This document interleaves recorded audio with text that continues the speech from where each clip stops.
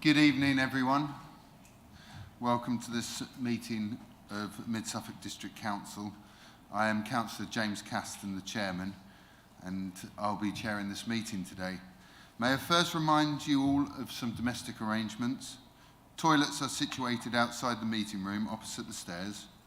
Cold water is also available in the breakout area outside the meeting room. If the fire alarm should sound, please leave the meeting room by following the fire exit signs and meet on the Ipswich Town Football Club training pitch. Do not re-enter the building until you are told it is safe to do so. Please switch off all mobile phones and laptops or turn them to silent. Thank you. I would like to remind everyone present that this meeting will be broadcast live to the internet and will be capable of repeated viewing. The whole of this meeting will be filmed, except where there are confidential or exempt items. If you make a representation to this meeting, you are deemed by the Council to have consented to being filmed. By entering this meeting, you are also consenting to being filmed by the Council and to the possible use of those images and sound recordings for webcasting and or training purposes. The Council, members of the public, and the press may record, film, photograph or broadcast this meeting where the public and the press are not lawfully excluded. So I'll move to the agenda. Thank you very much. First item on the agenda is apologies for absence. Thank you, Chair. I have received apologies for absence from Councillor Guthrie, Councillor Gould, and Councillor Humphreys. Thank you very much. And declarations of interest by councillors. I'd see no hands, so I'd say none. Item 3, to confirm the minutes of the meeting held on the 23rd of February 2023 for accuracy only.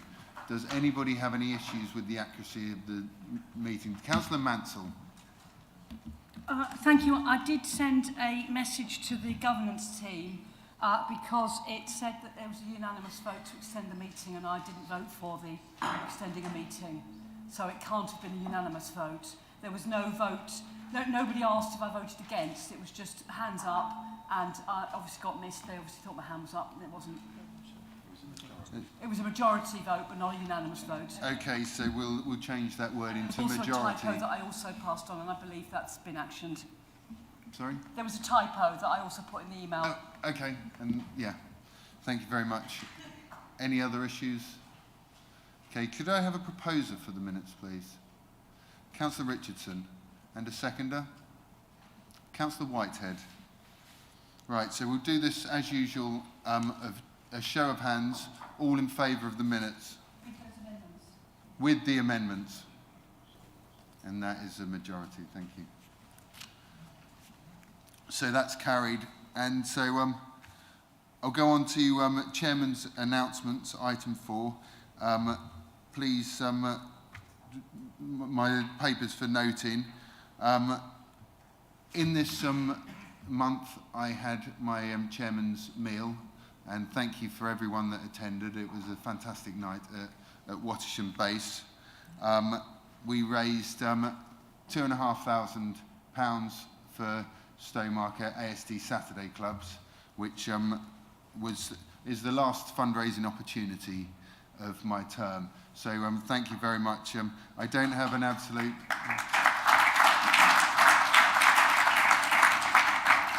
I don't have an absolute grand total yet, but that will all be revealed. We won't announce that until May after the election. So there's still time to donate if anybody comes into any money. So it wouldn't be right to not just say a few words at this point, this being the final meeting of this term.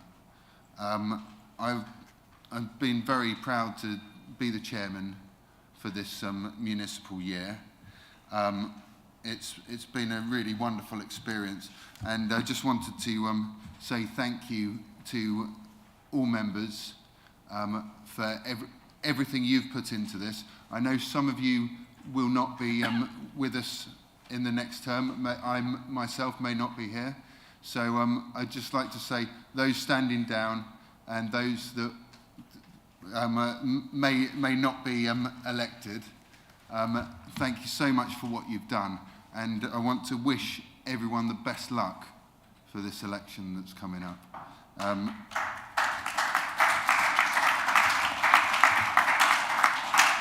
I'd also like to thank the leaders, the leader of the council, Councillor Morley, and the leaders of the opposition, Councillor Mellon and Councillor Field, for their input, and they've helped me through this role. And this council's done some amazing business. We've done some fantastic things. I felt the meetings have always been very high value. People have put so much into it, and it's sad that we won't have all the same faces next term. And some of the people in this room are some of the finest people I've ever met in my life.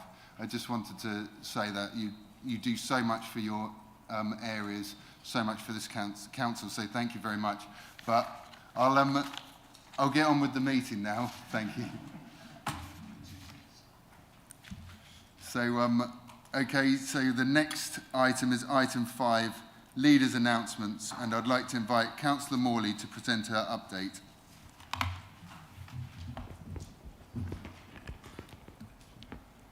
Thank you, Chair. I was delighted to attend the opening earlier this month of the new police and fire station of Needham Road, Stowmarket. Suffolk's emergency services have recognised the excellent value for money and benefits that collaborative working provides for our residents and communities, and this is the latest example of that. Mid-Suffolk District Council agreed a £431,000 worth contribution to the project through the Community Infrastructure Levy, and this new station will provide excellent facilities for emergency workers. The building also has a range of green credentials, including photovoltaic panels, an air source heat pump system, and 14 electric vehicle charging points. And our council is really proud to support this.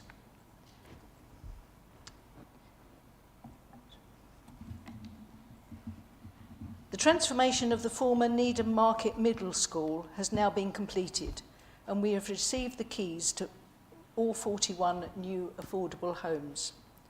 This development, delivered by Mid-Suffolk District Council and supported by funding of £1.42 million from Homes England through the Affordable Homes programme, is a great investment in the town and a boost for the community. It has provided more good quality housing in our district. A mix of 2 and 3 bedroom properties which will be used as affordable rent, social rent and shared ownership homes. The provision of a range of housing options is vital for the sustainability of our communities. And the former Victorian school building has also been converted into a new library for the community. And finally, many congratulations to everyone involved in ensuring that Mid-Suffolk is once again an IESE award-winning council alongside Baber District. The awards are an annual opportunity to celebrate and share the most innovative practice in transforming local public services. And this year we were in the running for 2 categories. We won silver in the Green Public Services Award category for our tree canopy survey and tree planting initiative, a pioneering project which allows us to understand and measure our existing tree coverage and to use it to support and improve biodiversity in our districts. We also won bronze in the Asset Management and Regeneration Award category for Gateway 14, which, as we know, is set to bring thousands of jobs to the area. Well done to everyone involved in delivering these projects. As a council, we can be extremely proud of all of these achievements. And finally, I'd like to say a big thank you to all of our district councillors for the last 4 years. We've achieved a heck of a lot together, and I thank you all for your energy and enthusiasm, and not to mention your endurance. Thank you all, and I've been really proud to be leader of this council for the last 4 years. Thank you.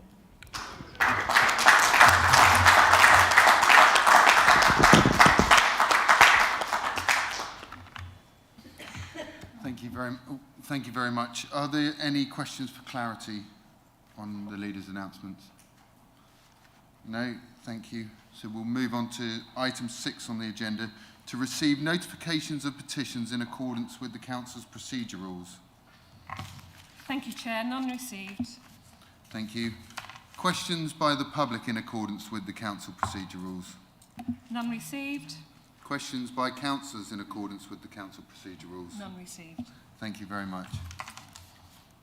So we move on to item 9, MC 2242, the Overview and Scrutiny Committee report. I'd like to invite Councillor Wellham to introduce his report. Councillor Wellham. Thank you, Chair. I'm pleased to present this report, the last for the present municipal year. In addition to the topics listed in my report, Overview and Scrutiny met this morning to consider an information bulletin from the Director of Operations. This was a review of the Public Realm Service following the operations within Baber District being brought in-house. In terms of delivery of the service in Mid-Suffolk, there have been few changes. Just changes in the way, hardly any changes in the way that the service has been delivered. However, significant improvements to the delivery in Baber were found to be necessary and have been implemented. The advantages of having a management team covering both districts are clear, and a firm base is being established from which further improvements will be possible. Details of the scrutiny reviews undertaken in January and February are set out in my report. A call-in of the Cabinet decision in November 2022 in respect of the proposal for an exemplar housing scheme in Elmswell was debated and recommendations made to Cabinet. Recommendations for further investigatory work and local consultation. And Chair, may I thank all the members of the Overview and Scrutiny Committee and the staff for their work during the last year. Thank you very much. Thank you, Councillor Wellham. Are there any questions? Councillor Passmore. Oh, there we go. Right, thank you very much, Chairman. Just a quick one, if I may, Keith. I see in the report that you talk about the tourism strategy review, and it makes a recommendation that the council notes the comments. Was there a concern in the committee for those of us who've been on that working group, including Penny and myself, that there was a risk that all those endeavours would not be taken note of? Because clearly a lot of time has gone into it, and it's a very important strategy. It's got a real potential to get the economy motoring here in Mid-Suffolk. I just wondered if there was any concern expressed at the scrutiny committee about this well-honed strategy. Thank you. Councillor Wellham. Thank you, Chair. Thank you, Mr. Councillor Passmore. No, there weren't any real objections at all to the strategy. Comments were made that we need to see an action plan, a delivery plan, because the strategy is of no worth without some actions coming out of it. And there were one or two other suggestions for further investigation. There were one or two areas which didn't appear to have been included in the strategy, which could have been included. For instance, I think industrial heritage was one of them, because agricultural heritage another. So they were just suggestions for including investigating and including in the strategy. But that was all. Thank you. Thank you. Councillor Eburn. Thank you, Chair. Thank you, Councillor Wellham. I just wondered, with regards to the discussion on pre-app, whether there was any discussion around making the pre-app discussions public, or at the very least advising parish councils of what elements had been discussed within the pre-app. Thank you. Councillor Wellham. Thank you, Councillor Eburn. There was mention of making the pre-app discussions public, but in particular to share the advice, or to be part of the formation of the advice, that ward members should be part of that. But there was not any sort of agreement that that was an essential part. But it is something which we know that some developers and their agents take advantage of. We know that they do contact ward members, and so there did seem to be good reasons for that, but as far as an overall rule that would be part of the pre-app, that was not agreed. Thank you very much. Councillor Mellon. Yeah, thank you, Chair.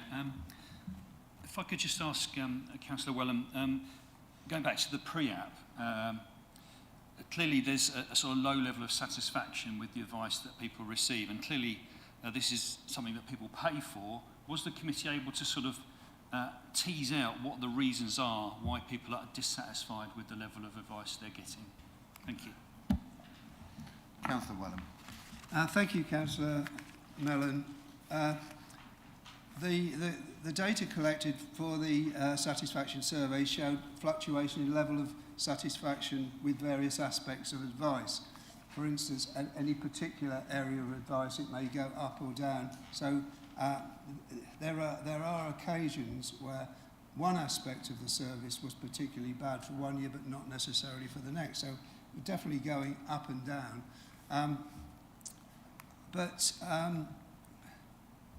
Yeah, I mean, there was some expression of desire for that level to be increased, improved, and so that's the reason why a KPI was set for the general satisfaction level.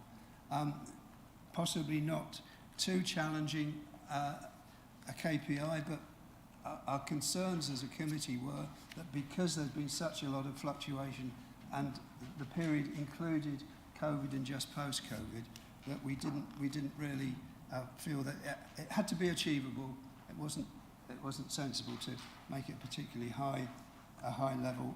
So I think one of the things, we had witnesses from 3 witnesses who were agents or developers or architects, and it seemed from the discussion that one thing which influenced the satisfaction with the advice was whether or not there was a planning permission at the end of it. Thank you very much. I can't see any further questions, so we'll move on to the next item. Thank you. So the next item is item 10, MC 2243, Community Infrastructure Levy, SIL. The SIL Expenditure Framework, 5th Review, March 2023. And for this item, I'd like to invite Councillor Byrne to introduce and to move the recommendations. Councillor Byrne.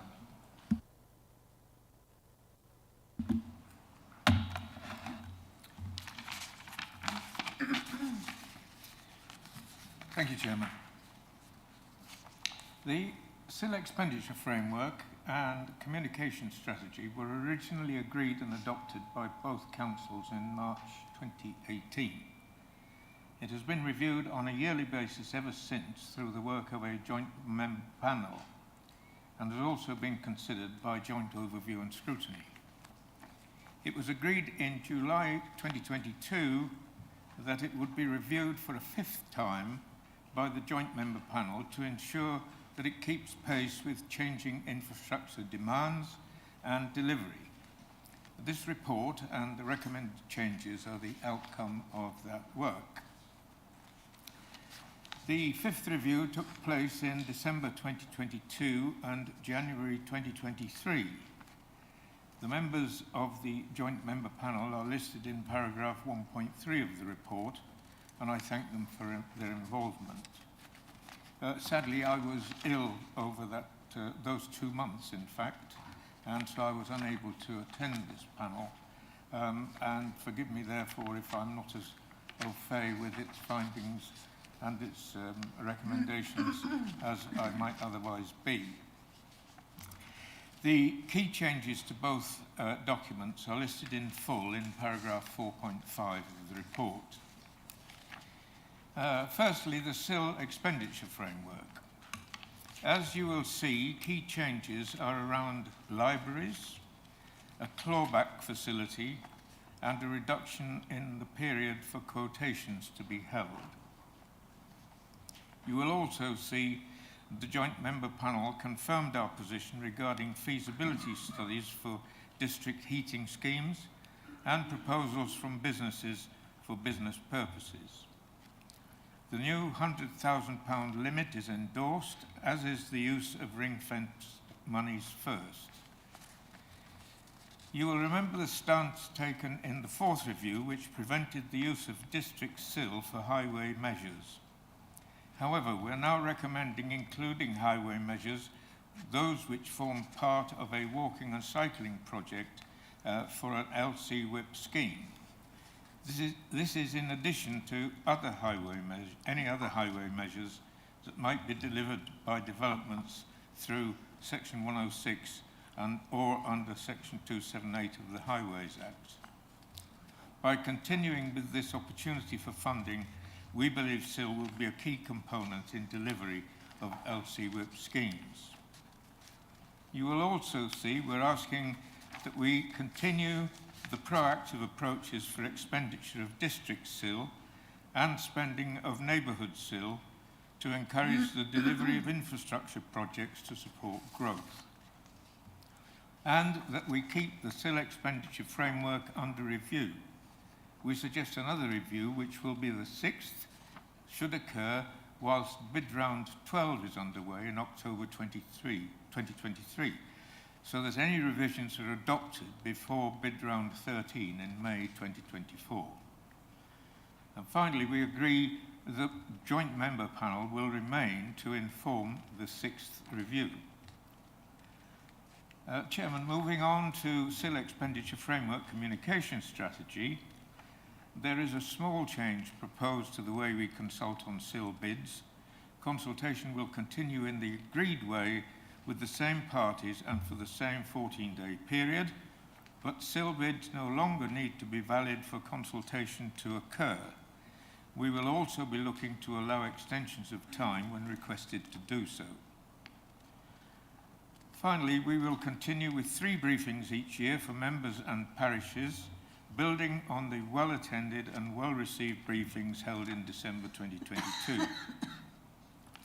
So, I am asking Council to agree the changes under the recommendations in Section 3 of the report, and they are at 3.4, that Mid-Suffolk Council approve the amendments to the SIL Expenditure Framework, March 2023, arising from the 5th review, Appendix A in your papers, and the SIL Expenditure Framework Communication Strategy of March 2023, which is Appendix B in your papers. At 3.5, that Mid-Suffolk Council agrees that the SIL Expenditure Framework and the SIL Expenditure Framework Communication Strategy be reviewed again whilst bid round 12 is being considered in October 2023, so that any amended scheme can be in place before bid round 13 occurs in May 2024. And at 3.6, that Mid-Suffolk agrees that the joint member panel be retained to inform the 6th review. So, Chairman, I'm proposing these recommendations and that the production of the yearly SIL calendar for 2023-24 is agreed by delegated powers. And I look for a seconder. Thank you. Thank you. Councillor Mansell. I'm happy to second. Thank you very much. And we'll now move to questions. We have the portfolio holder here, but also we have Christine Thurlow, who's the professional lead for key sites and infrastructure. So are there any questions? Councillor Eburn. Thank you, Chair. Thank you, Councillor Byrne, for that report. And thank you to the officers for their work and the working group on this. Can I just ask, with regards to using SIL for professional fees, such as architects' fees and planning fees for planning permissions, because it seems that those still aren't included, and that's often quite a big stumbling block in terms of getting projects moving forward. And I do understand that apparently neighbourhood SIL can be used, but not Mid-Suffolk SIL, and I just would like to know more about if there was a discussion around that when this was being reviewed, about whether the Mid-Suffolk SIL can be used for professional fees and what the reasons were for not including it. Thank you. Councillor Byrne. Thank you, Councillor Eburn. Well, as I said, unfortunately, I wasn't present at those meetings. So the small print or the small talk, maybe, I don't know. I will ask the professional lead for key sites and infrastructure to answer that question for me. Thank you. Thank you. Thank you. Early doors, at the start of when we set out the SIL expenditure framework, we decided on some key principal issues, and one of the things that we had to take into account is that district SIL should be used for infrastructure provision only.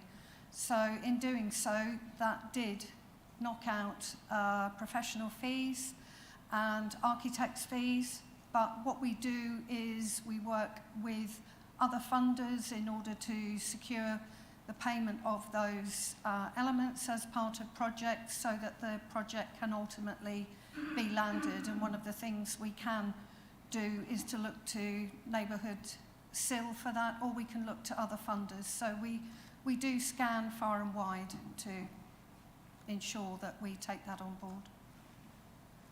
Thank you. Councillor Fleming. Yes, thank you. I just had a question about the use of SIL for traffic calming, which has not been brought into the current SIL expenditure framework this time.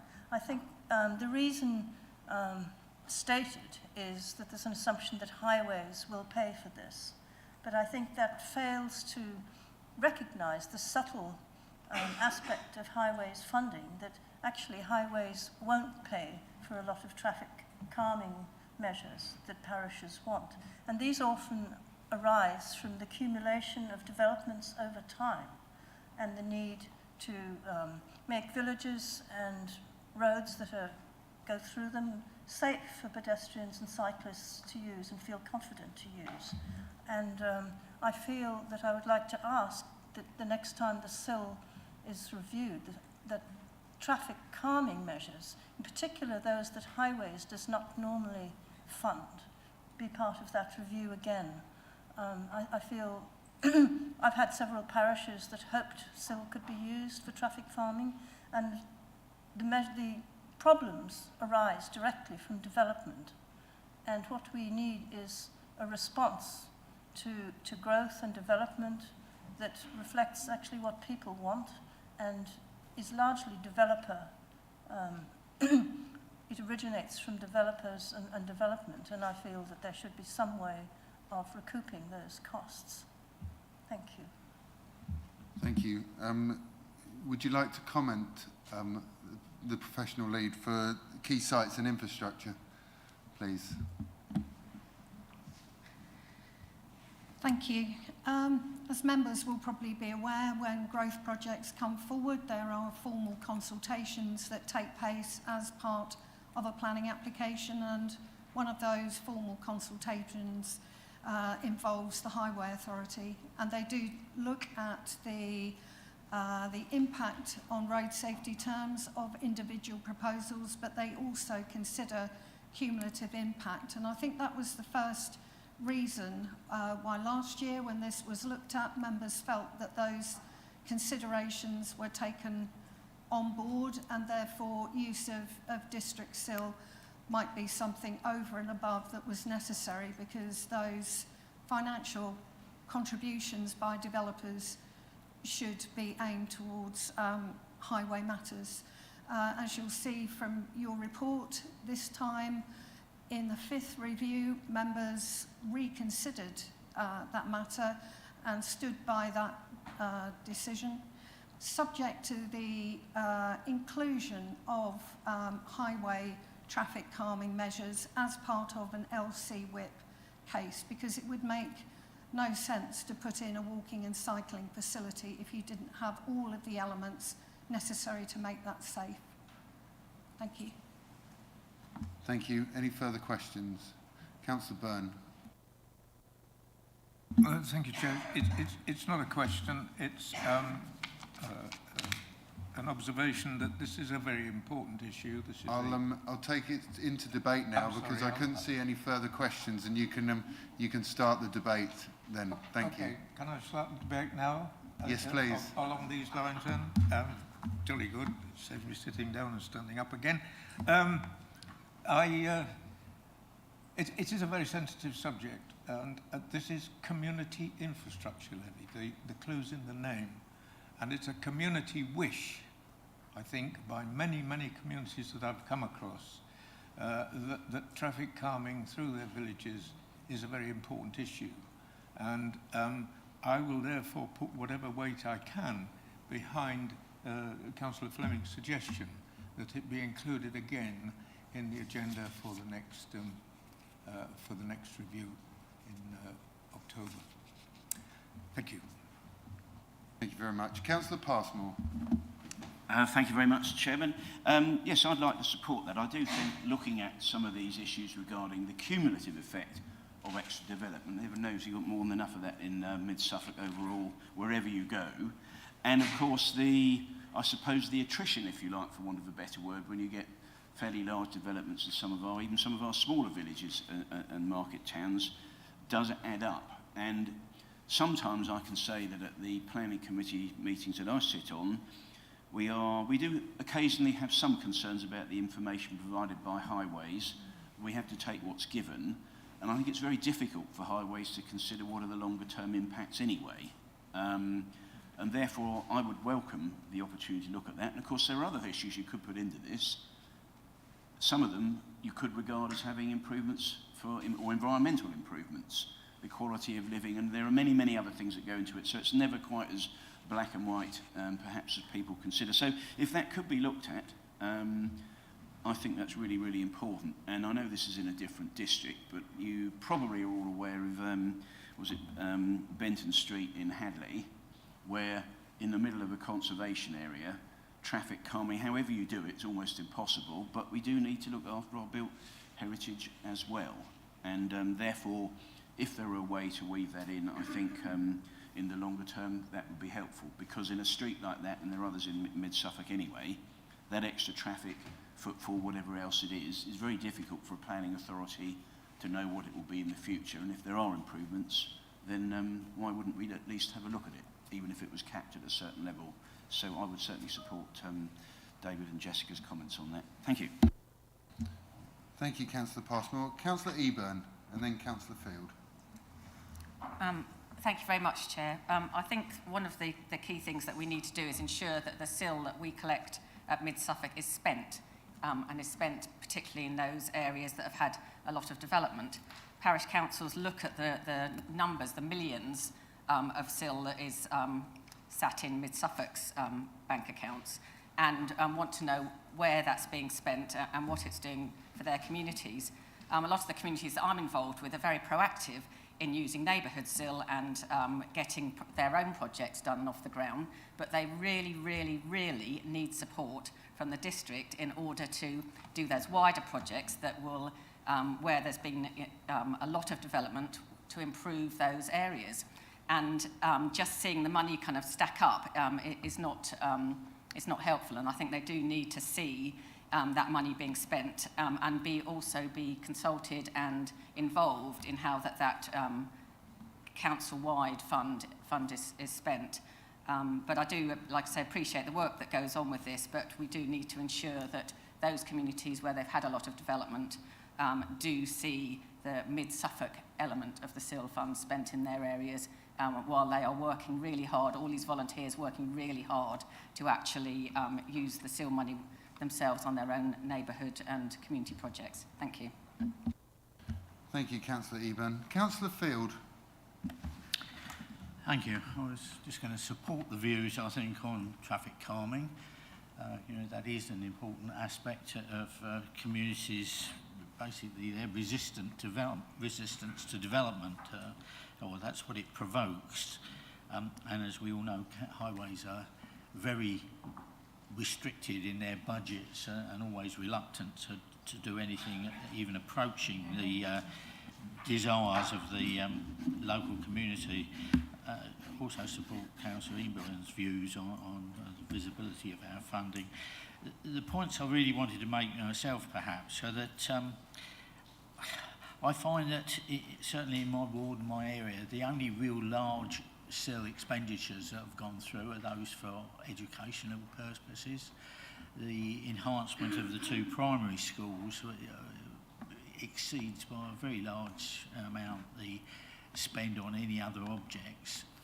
And in fact, if I look at the parish councils in the area, they seem to have a strong tendency to rely on funding particularly from Suez, which is easy to access. It's still restricted to about £50,000, so it's quite a small sum in modern terms. We've got to understand that even something like a children's playground now can be anything from £100,000 to £200,000, and we tend to restrict our funding at a low level. We do that to get a combination of funding, but of course that makes quite an administrative problem for what are often small parish councils run by volunteers who don't wish to spend their entire life filling up paperwork and making bids to various funding bodies. So I think, although I'm in support of all the amendments that are going through here, I would recommend that in the future we look really at the complexity of our processes, about the need to gain funding from a series of sources for each project. Maybe one project could fund each source, and you'd get the same number done overall. So I think this is an area that we do need to look at carefully, and we need to look at with perhaps a more open mind than we have in the past. We've tended to stick to what we set out to do initially and not modify it in any significant way. Thank you. Thank you, Councillor Field. Councillor Mansell. Thank you, Chair. I will be supporting the recommendations, and I actually think that much of the discussion so far points to a huge hole in Suffolk County Council Highways comments on planning applications, because all of those things that you've just said should be brought up when we consult our highways colleagues in the county, and they should be saying things about road safety and cumulative impact of all the developments in some of our communities. They are the experts, we're not. So I think I agree that there are big holes and there are an awful lot of things that our communities want. But when highways come to consult on the planning applications in our villages, they say nothing about those issues. And I think that is a missed opportunity. It's a missed opportunity because if there are large road safety measures that should be taken in order to facilitate development, then the county ought to be saying so that we can then get the developer to help fund it. You know, there are projects, and I'm sure you can all think of projects that are being carried out by developers that seem to be the minimum, the bare minimum that is expected of them. And fair enough, Suffolk County Highways don't have a lot of funds, but the developers have plenty of funds. And if Suffolk County Highways said, oh, can we have this, you know, all singing, all dancing bit of cycle or pedestrian or road safety infrastructure, the developers would cough up. They've got the money, and yet highways don't ask for it. So I think I totally agree that we need an awful lot of traffic issues dealt with in our district. But I really think that our highways comments ought to be backing us. And yes, if you can wangle your traffic calming scheme into a project for active travel, brilliant, you can get some SIL money. We shouldn't have to be going through those loopholes, but I think we should be asking highways to be a bit more critical of the impacts of traffic when all these new developments get built. So yes, I'm quite happy that it is looked at next time. I would like to say that I welcome the fact that we can now use SIL money for active travel projects, because that, I think, was an omission earlier on. And I completely agree with Councillor Eburn in that we need to get this money spent in a timely manner. We have all these developments in our communities, and they say that all of these bits of infrastructure are a necessity for that development to go ahead. And yet we have the development going ahead being, you know, well over 60% occupied, and or even 100% occupied, and we still don't have that infrastructure. A lot of the projects that are necessary are such big projects. They need somebody to project manage them. I mean, we can't expect our SIL team here. They do a great job in what they do, but they're not there to spearhead every project that is needed. And Councillor Field said that these volunteers who run the parish councils, Councillor Mansell. they're You've not had your 3 equipped. minutes, but you're talking so passionately. Would you like to just have a few... Well, can I just say that, we can't expect volunteers from parish councils to spearhead enormous infrastructure projects. I don't know what the answer is, but yes, it is something that we probably need to look at. Thank you. And sorry to stop you. But Councillor Wellham. Thank you, Chair, and thank you to Councillor Mansell. I fully support what she's saying, but I can't do it as passionately as she can. And that, that's good to hear, but it does point us towards the need for an in-house highway specialist, somebody who can challenge what the county is saying and come up with the sorts of ideas in a way that Councillor Mansell was saying. So I think that is a need, that's a gap really in the service that we could provide to our planning officers and to our committees. But on the issue of funding road safety measures, I support consideration being given to funding these measures from SIL, but there is a note of caution, and that is that, for instance, parish council have been funding such measures in the past, and they've found there's no maintenance and there's no replacement, and the measures are no longer effective. Examples are anti-skid surfacing that's put down and it's never replaced. 30-mile-per-hour roundels put down, never replaced, and entry treatments that are never kept up. So there needs to be a way of securing ongoing maintenance costs, not just providing the measures. Thank you. Thank you very much. Councillor Pratt. Thank you, Chair. I just wanted to say that generally on the whole, I think it's quite a positive review, and I'd be supporting the measures in the framework that have been suggested. I represent a very rural ward, and at least one, I think 2 villages actually are being very proactive in trying to plan for traffic calming measures themselves. I think that using SIL to help with traffic funding measures would be generally very welcomed by our parishes. There's also quite a lot of proactive work going into local LC WIP infrastructure, so I'm really, really pleased to see a continuation of funding in support of our LC WIP projects as well. Thank you. Thank you, Councillor Pratt. Councillor Carter. I reached it eventually. Right, thank you. I wanted to second the necessity that our SIL gets spent in a timely measure, and also the importance of traffic calming measures. I would say spending SIL regards improvements to active travel. Marvellous. I would encourage creative usage of said active travel, where these funds can not only be used to improve on footpaths, but measures to put in place to prevent or discourage pavement parking. Widening footpaths, improve on biodiversity, planting some trees. Improve on access to schools and implement school drop-offs and trains to school, either walking or cycling, improving on children's health and changing the mindset of parents and drivers. Where this can be spent, where this can help with people, all the better. Thank you. Thank you. Councillor Matheson. Thank you, Chair. Yeah, I agree with all the things that have been said about highways. However, I think the other thing that at the planning committee and at the parish councils, we keep hearing about infrastructure, or where's the infrastructure? And the other thing is the health infrastructure. Now, I know somewhere in the middle of the bullet points at paragraph 4.6, to continue with the current proactive approach, etc., health and waste.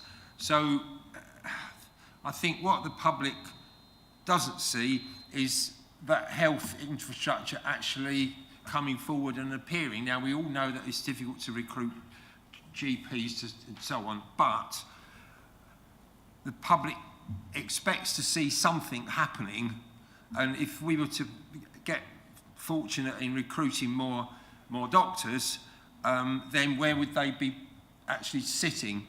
And, you know, I don't see that the proactive approach is actually dragging forward applications from the health authorities to actually spend SIL money. I'm sure someone will correct me and say, oh, we got an extra something at our surgery somewhere, but, you know, thousands and thousands of houses have been built by this, the permission of this district, and, you know, the health is not keeping up. So I think that somehow we have to politically twist the arms a bit more and improve our political liaison with the health authorities to actually get stuff to happen. Thank you. Councillor Stringer. Oh, Councillor Fleming, would you like to come back on something that's been said there? If I might, just really briefly, I think Councillor Matheson's raised a very important point, but I just wanted to say, I think possibly the problem is with the health service itself. They don't ask for enough. And I have actually raised this in a separate arena. They look at it in a fairly narrow way, much as schools does, on a sort of per pupil formulaic way, without understanding that when you reach a certain level of additional patients, you actually can't go on expanding that particular centre. You need to build a new one. So I think there's some education and dialogue that's needed with the health service, whose job it is to comment on planning applications, and that I think is located in Essex. So I think that's something we can all take away outside of this meeting. Thank you. Councillor Stringer. Thank you, Chair. Just wanted to make just a couple of comments. I don't want to prolong the debate or any argument from it. If we're dealing with planning applications and there is traffic calming needed, there is an existing route to make that happen, and it should be under a Section 106 agreement. It should be a condition of that planning application, because if it is, quote, needed because of that development, therefore it should be there. It should not wait, as it were, for the SIL framework to claw money back, and then if a parish would like to spend it, they can, and that's too cumbersome for something that is safety orientated, to be honest and frank.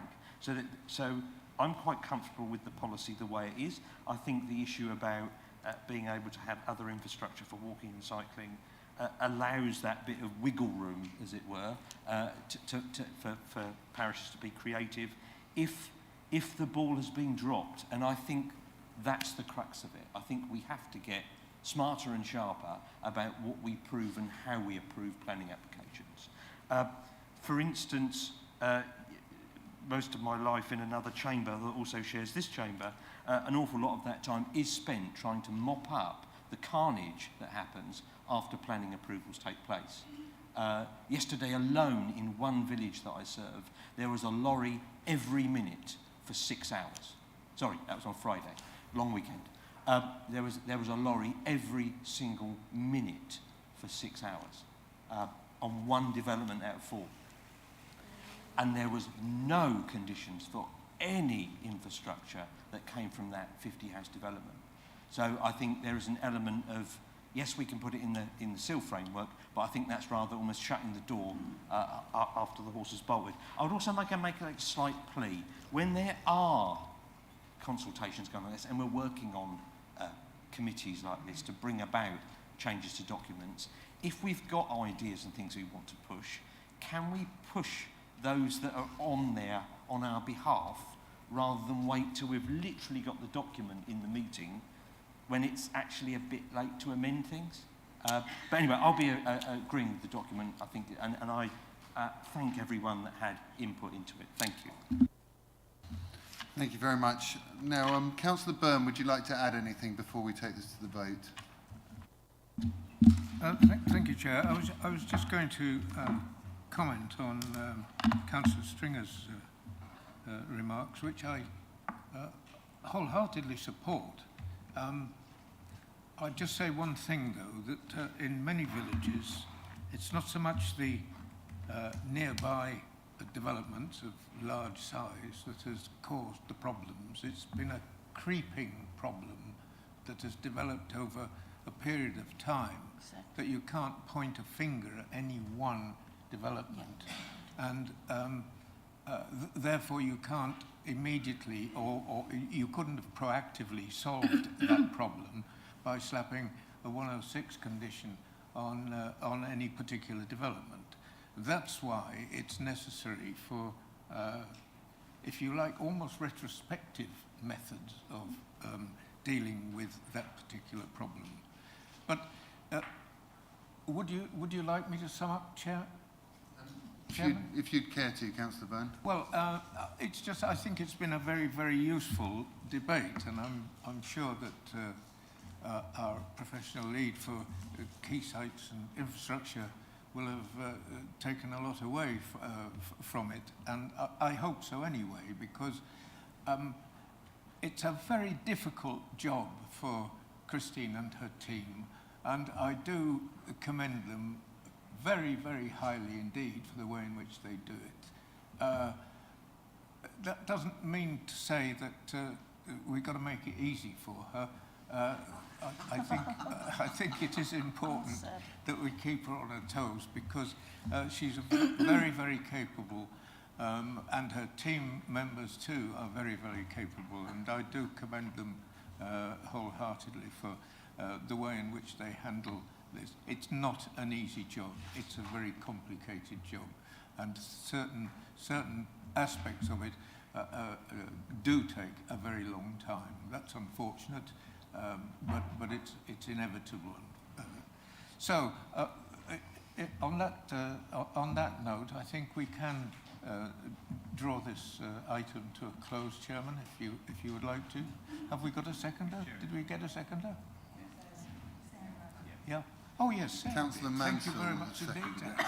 I forgot all about that. But anyway, jolly good. I'll leave it there then. Thank you very much, everybody. It was a very Thank you very much, debate. Councillor Byrne, and thank you everyone that took part in that. That was a very useful debate. So I'll now take that to the vote. I'll ask the Corporate Manager, Governance and Civic Office to conduct that vote. Thank you. Thank you, Chair. That is now showing in blue for councillors to cast their vote. Thank you.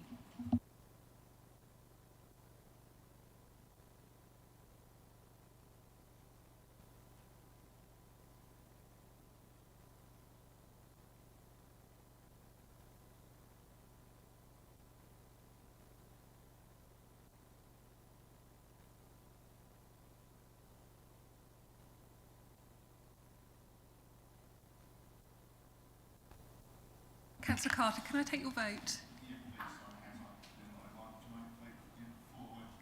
Yes, thank you.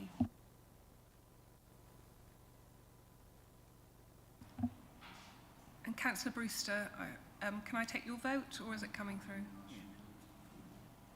Thank you.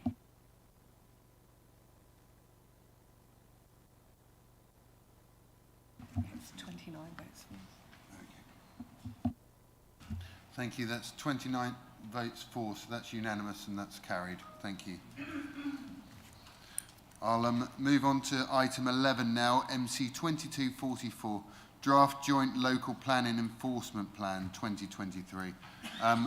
This again would be Councillor Burns, and I'd like to invite him to introduce this item and to move the recommendations. Thank you. Councillor Byrne.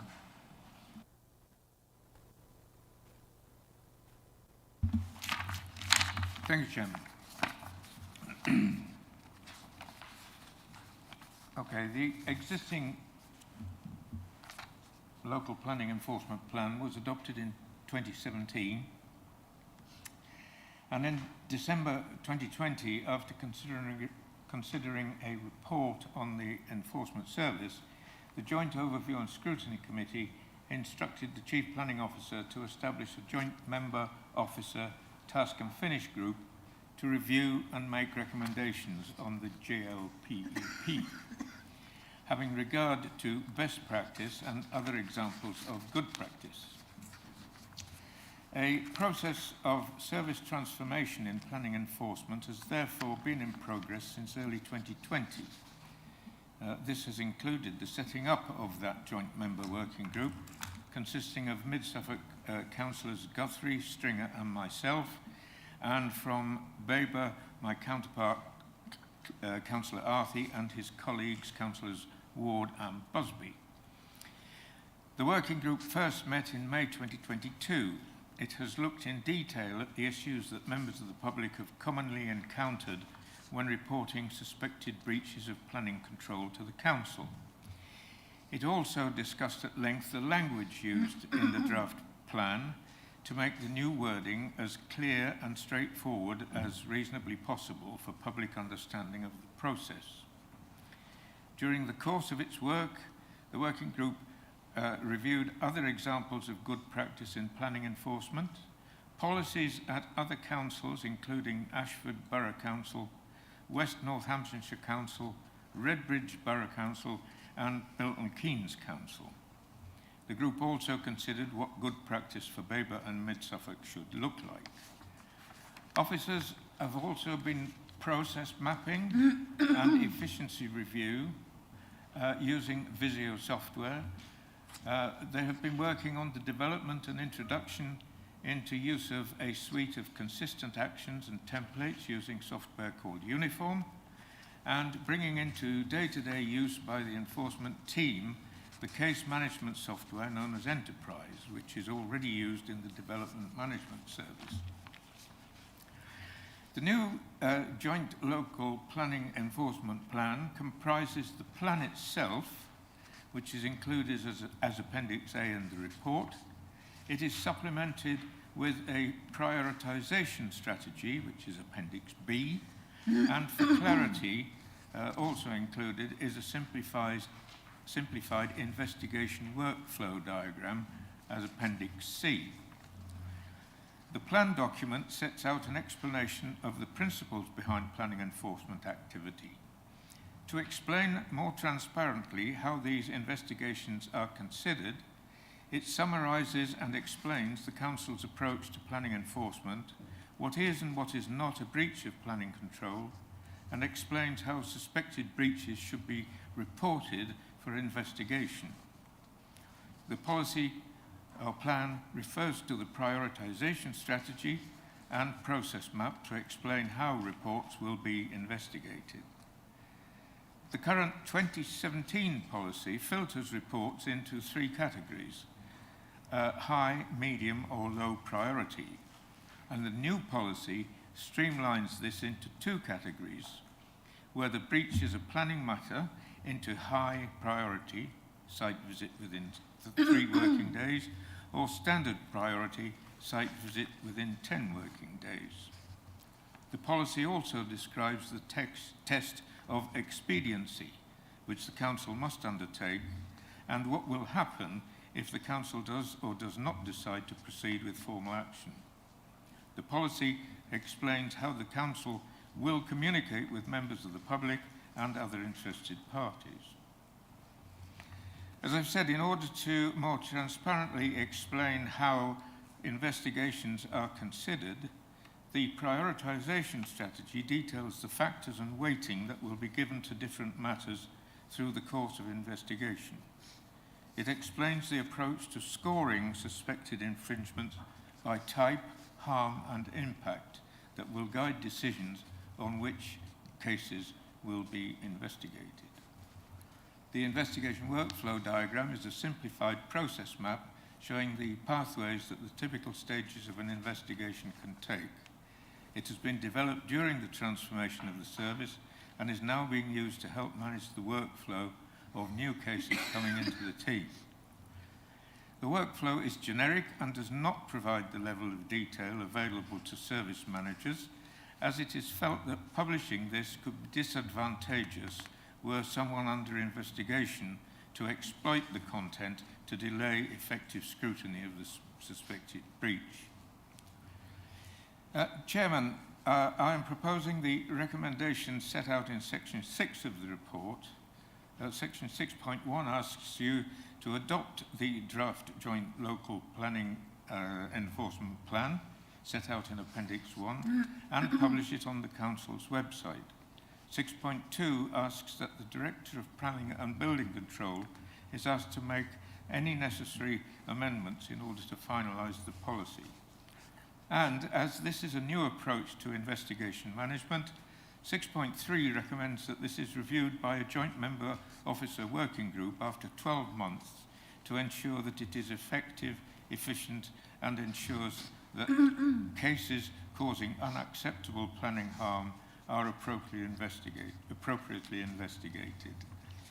I'd just like to point out that in 6.1, the word policy is used instead of plan. So it's a joint local planning enforcement plan, not a joint local enforcement policy.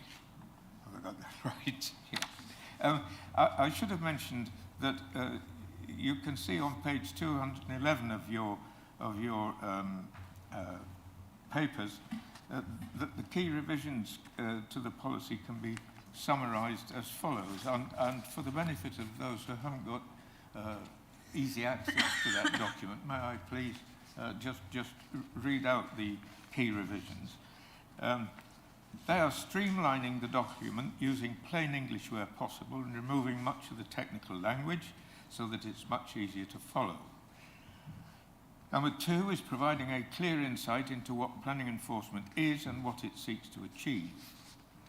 3 provides a clearer picture to those who rely on the service as to what they can expect when they're involved in either reporting or being asked to act in response to a planning enforcement matter. The next is providing an explanation as to why in some circumstances the Council might decide that it is not expedient to take formal action against a breach of planning control. And next, ensuring that the policy offers the Council the flexibility to exercise its enforcement powers in the most effective and appropriate way. Last but one is affirming the importance of keeping interested parties aware of our progress in a timely manner. And finally, ensuring the online reporting system allows officers to collect an acceptable level of information to aid the investigation from the start. That is my introduction, Chairman. Thank you. Thank you very much, Councillor Byrne. Do I have a seconder for that? Councillor Flatman. Happy to second, Chair. Thank you. And I'll now move to questions. We also have in the back row there Tom Barker, Director for Planning and Building Control, and Philip Isbell, the Chief Planning Officer. So we'll go to questions. Councillor Fleming. Thank you. I'm not sure if my hand was up first, but I'm happy to barge the queue. My question is about conditions governing construction activity. How are these dealt with, or going to be dealt with, within the new framework? I'll give an example. 100 homes are built in Village A. The summer's a bit dry. Clouds of dust are churned up. The place looks like the Sahara, and I get loads of complaints. However, after numerous efforts, an enforcement officer goes out. However, some rain had fallen in the night and he saw nothing. And nothing really can be done. This needs to be addressed, and I think it's really important for communities to feel that the planning authority is behind them when they have problems with operators and developers and lorries and all those things that are quite transitory in nature. How can we get some confidence that these will be dealt with? This is the Chief Planning Officer. Thank you. Through you, Chairman. The prioritisation strategy describes what we will do in relation both to breaches of pre-commencement conditions and to conditions which affect harm to general amenity. So I think in general terms, the prioritisation strategy sets out that we will look into those cases. The question of detail of individual circumstances, the workflow describes how we expect dialogue with members to be take place at various different points through the process of investigation. And clearly, there is a point here that officers do need to understand from members what issues they're experiencing in addition to anything that they may be investigating for themselves. Clearly, in discussing individual cases in this situation where you're dealing with a generic policy, a generic plan, it is difficult. But we do understand as officers that there are issues with construction management, and indeed it's something that the Director of Planning and Building Control and I have been discussing how to approach that question of conditions compliance, because with so many sites coming forward across the districts, that question of giving communities confidence in the way that we manage these conditions is absolutely essential. Thank you very much. Councillor Norris, was your hand up? Thank you. Councillor Norris. Thank you, Mr. Chairman. Just picking up on the second from last bullet point on page 211 on the key revisions that Councillor Byrne read out, affirming the importance of keeping interested parties aware of our progress in a timely manner. Would it be possible to include within the plan a provision for members to receive a periodic update on open enforcement cases in their ward? These are the sort of questions that members frequently get asked. I have mentioned the possibility of a periodic update previously to enforcement during the last 18 months or so. And I've been told that it is being worked on, but I haven't seen any indication of it materialising to date. And also, when an enforcement case is closed, could brief details of the outcome be provided, not just that it is being closed? Thank you. Councillor Byrne. Thank you, Councillor Norris. I must say, with regard to your second point, I think I completely agree with that. I do find the reports we get on the closing of enforcement cases are sometimes less than understandable, shall we put it that way, because the reason is, I forget now the exact wording, but it is fairly cryptic, and it would be better to have a sort of range of interpretative terms that those general comments actually refer to, and even if they're not spelled out, we could probably check them by code or something like that. Doesn't matter, but I agree with you on that one. So far as notifying the ward members of the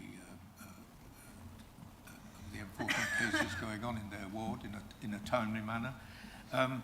My experience of that is that, but then I am portfolio holder for planning, but I've always been kept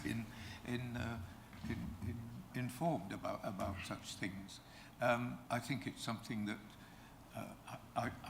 with the expertise of the Chief Planning Officer and the Director for Planning and Building Control, I'd be loath to add any comments to that.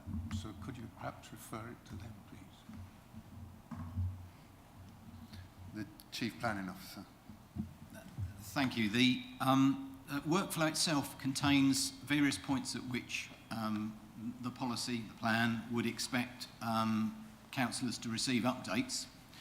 The question of the clarity of those updates is something which, from my point of view, is a matter of ongoing training so that officers communicate effectively with members, and that this becomes a two-way dialogue so that information is clear. And from a personal point of view, there may sometimes be situations where some of our reasoning around the enforcement may be sensitive and we may not wish to release it into general circulation. So there are points here which, within the workflow, describe communication with ward members, and they are an opportunity for two-way dialogue about enforcement investigations in both specific terms and in general terms.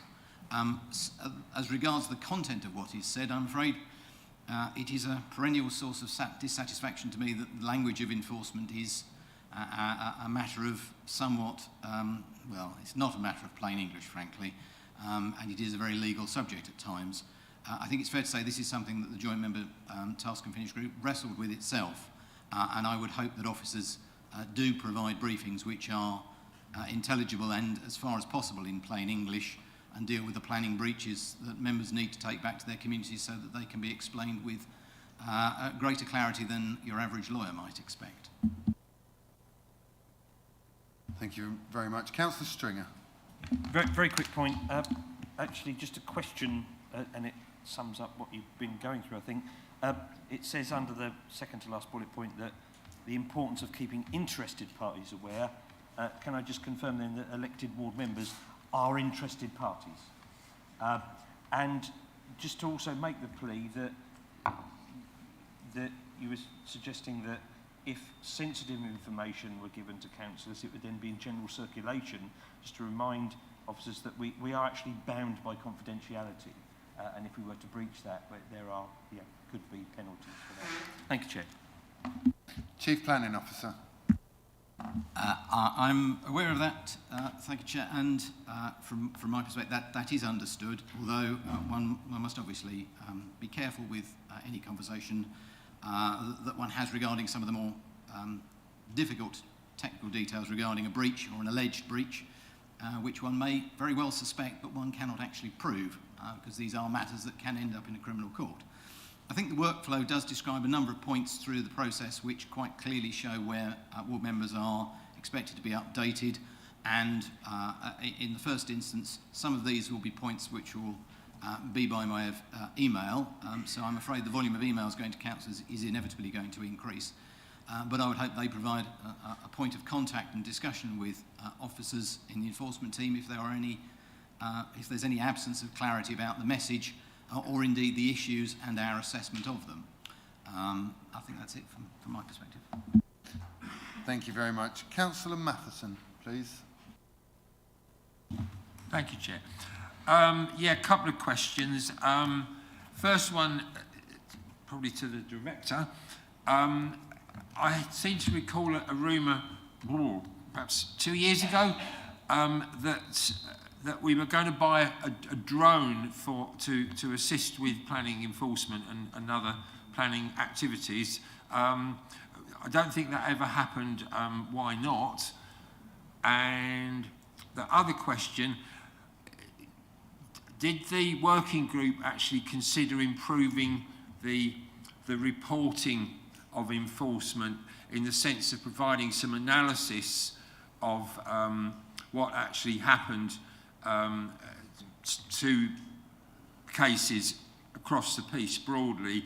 I mean, I noticed one note in there that there's only 5 or 10% of them of the reports ever turn into an actual enforcement case, but rather more analysis along those lines. I think, was that discussed, and could we have some?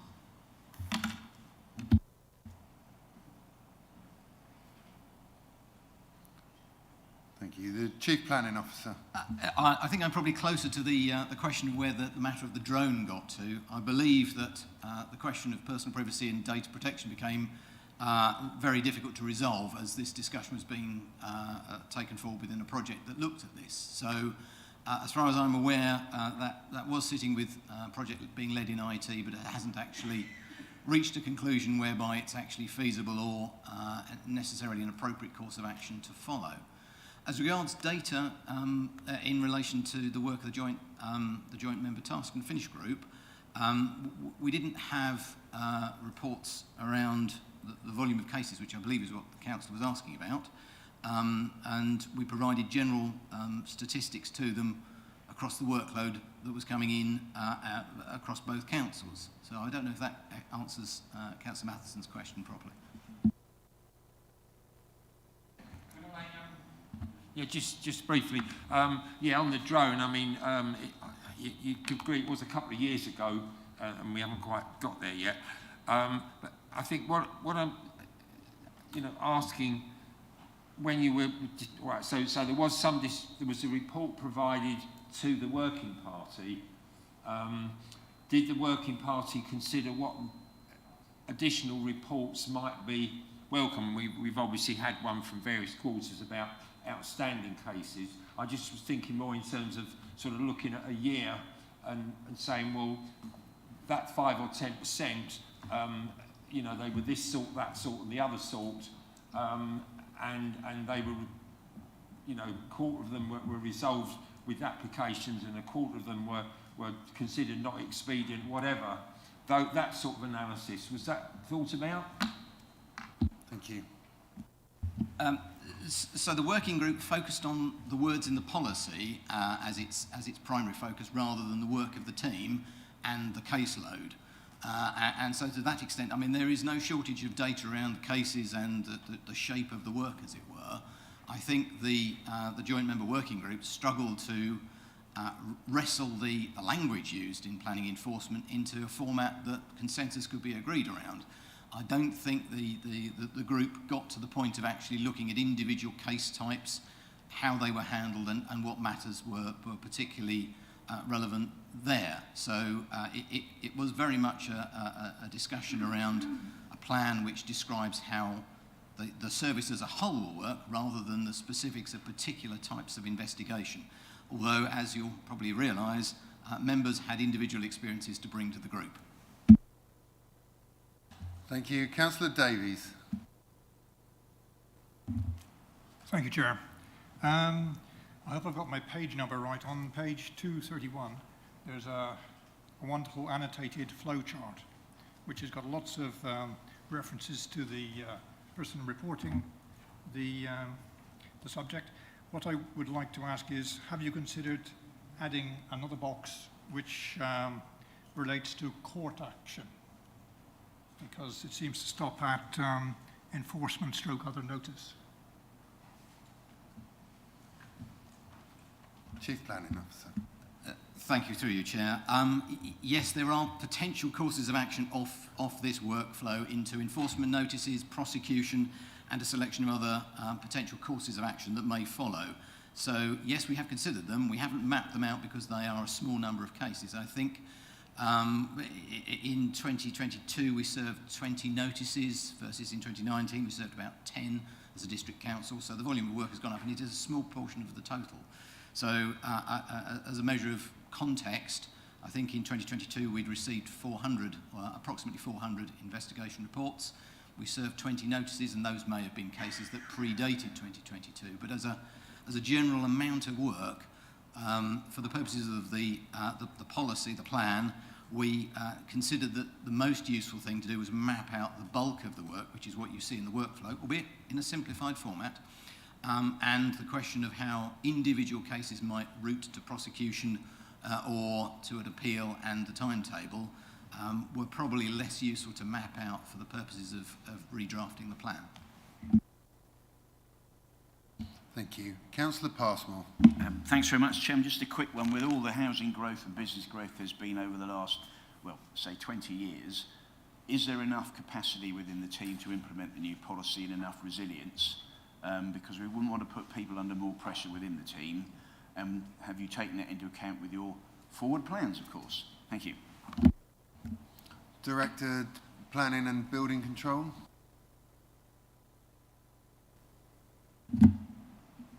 It's through you, Chair. It's a subject that is under constant investigation and seeking to understand the capacity of the team. There have been challenges with recruitment. There's a recent Royal Town Planning Institute report which describes the challenges across enforcement nationally, particularly relating to skills and experience available within the sector, and it's something that we continue to look at. We have tended to take a grow your own approach to the use of resource, and we are fully staffed within the team. We need to reflect on that when it's been fully staffed for a period of time to see how that relates, and also how we're able to bring people on professionally to be able to progress prosecutions. We're confident that the administration has satisfactorily supported officer asks for use of resource and those kind of things. We will continue to monitor it as the kind of fully resourced team progresses and develops and brings the new plan into effect. Thank you. Councillor Pratt. Thank you, Chair. I would probably say that within my ward, many of the planning enforcement cases probably less kind of satisfactorily,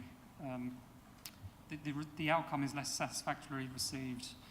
And it kind of comes back again to what Councillor Fleming was saying, really, is the problem with a lot of these issues are ephemeral issues. Dust being washed away by the rain, for example, noise, smells. Maybe it wasn't directly planning related, actually, but in one case, Creocoat or creosote being used on a fence close to a waterway. These things are very, very difficult to prove. I was thinking, you know, with regard, John sort of took my question, really. I hadn't realised that there was going to be a drone, or you were thinking about implementing the use of a drone. But to get around the GDPR issue, what we really need is just some sort of form of live monitoring, really. If a complaint comes in, we should be able to perform some sort of live monitoring, even if it's just a sensor that can pick up noise or particulates, dust, or even like a light sensor that's been calibrated to do that kind of job, which would then be able to feed back information on some sort of impact. I was just wondering if another approach is being considered alternatively to drones. The other sort of real, the thing that seems to you know, upset people within my ward is when hedgerows and trees are damaged as well. Or perhaps a hedgerow has been promised and the trees are not planted in a timely fashion for that season, or the ones that are planted die and are not replaced, and it takes years to resolve. So I was just wondering really whether what we also need is a local policy that gives our planning enforcement officers some teeth really to resolve those particular issues. Thank you. Does anyone wish to comment? We, through you, Chair, officers will continue to investigate the use of technology. With things like sensors or cameras or other things like that, you may still encounter privacy-related issues that would need to be navigated, but we will continue to explore all possible options that we've got. And if we can use technology to save officer time, then absolutely that will be something that we bring in. Thank you. Councillor Warboys.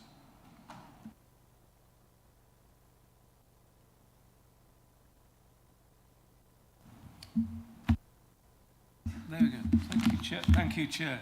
Yeah, I think the questions I got are actually sort of almost all being answered, but I think I just would like to just sort of, if I may.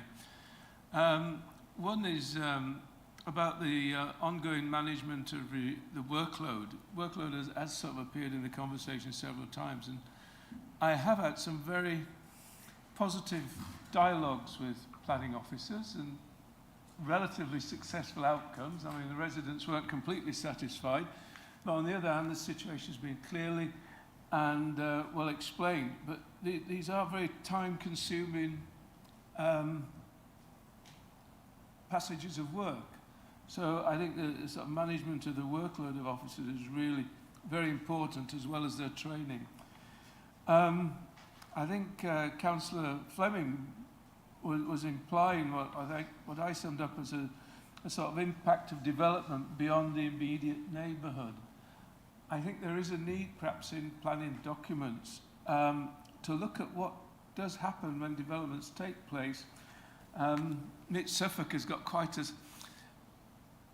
a confining network of roads, so often a development can take place in one part of Mid-Suffolk, but the impact of lorries and traffic is only felt 3 or 4 miles away.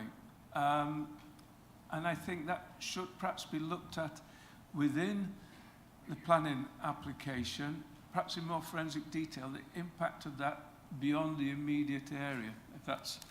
Councillor Warboys, I will need to see a question mark in this at some point. Yeah, so that is one question, if you like, whether that's practical to put that within the planning application, the impact beyond the immediate neighbourhood of traffic, particularly traffic movements. And finally, it's about the unknown unknowns and the known knowns. known unknowns. I've had a very positive dialogue about specific cases where I've been very much a part of it.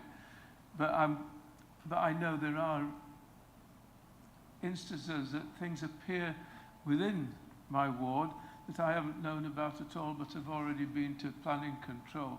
So I think I would like to see, if it's possible, to actually that sort of updates on what happens within a ward member's actual ward on a regular basis, if that's practical. That is probably adding to the workload, I know. Is that Thank clear you. enough, or would you like me to go over it? I'll return to questions now with Councillor Mansell. Thank you. I'd just like to build on some of the ideas that have already been mentioned by some of my fellow councillors about the how we're going to update councillors. Now, I personally would welcome some sort of online thing, web page, bit of software, where I could tap in and self-help, a bit like the planning portal. Has there been any consideration of having an enforcement sort of planning portal where I, as a ward member, could tap in, type in the name of my ward and come up with a list of all the enforcement cases in the ward and what stage they're at? So that's my first question. My second question is related to the outcome. Now, we have a couple of lovely graphs, bar graphs, in our papers about the number of cases and what type of case they are. And we do get our regular enforcement case update thing in an email, which we can look at. And it just says resolved. What I'd like to see is some sort of breakdown of what is the percentage of cases that are reported that are dismissed, found to be no breach, or whatever the other outcomes are. I think that would be quite useful. And my third question is, we all know of several repeat offenders on enforcement, and is there anything in the plan, policy, or whatever you want to call it, that is going to help us deal with those repeat offenders? Thank you. Chief Planning Officer. Firstly, in relation, through you, Chair, firstly in relation to the question of information for councillors, we haven't looked to invest in a portal circumstance for members. We had considered whether or not we could create and allow member access to uniform software. That raises various other issues which actually means that's probably not workable. So for the time being, we are looking at the information that we share through emails and through conversation with members, and you obviously have the general summary of information provided to members. In relation to the question of cases and providing information around case closures, it's not so much, I would have said, the question of a policy, a plan as we have today. That's a question of detail, and I think certainly there is discussion to be had about the extent of information that members get around cases that are resolved, and we would hope that that becomes a more natural conversation over time, so that it does not become a burden to officers to write lengthy reports upon. But for each and every case that is closed, there is an expediency report. These are written by enforcement officers familiar with enforcement language. They are not necessarily written for a purpose of sharing with councillors, albeit that one would hope that they are accessible and can be explained. So I think there's every opportunity to do this, and I think this is something that between the Director and I we will pursue, because we do wish to upgrade the quality of information that members have, so that there is a straightforward conversation about the nature of breaches, accepting there may be times then that we cannot necessarily pursue an enforcement report, and that is something that may be of dissatisfaction to the person who reported it. Thank you. Councillor Wellham. Repeat offenders? Sorry? Would you like to come back? My third question was about repeat offenders. Was there anything? I apologise. Please. My apologies, Chair, and through you. Repeat offenders is an issue that the government currently has on its consultation in relation to various things, including on fees. So there is definitely interest nationally about dealing with this. I think if you read any barrister's blog on these sorts of things, you'll find it becomes a very, very complicated matter of judgment once you start taking into account past behaviour. Bearing in mind that planning permission runs with the land, this becomes a fairly complicated picture very quickly, and bearing in mind that a planning authority is expected to follow its plan and judge things impartially, considering the merits of things rather than individual circumstances, I think there are all ingredients for mischief in relation to decisions or actions which take account of past bad behaviour. One encounters all sorts of people who are misguided in their judgments, as many as you find people who clearly have a will to do something that is underhand. Judging between them is a very difficult thing without accurate information, and I think it's something it would be very difficult to write into a policy which would actually be usable. Thank you. Councillor Wellham. Thank you, Chair. When 275 homes, say, are built in open countryside outside a village, there will be harm. This harm, we are advised in planning committees, can be mitigated by the planting of hundreds of trees. This is covered by a planning condition. The trees are planted and many die. The parish council reports an alleged breach.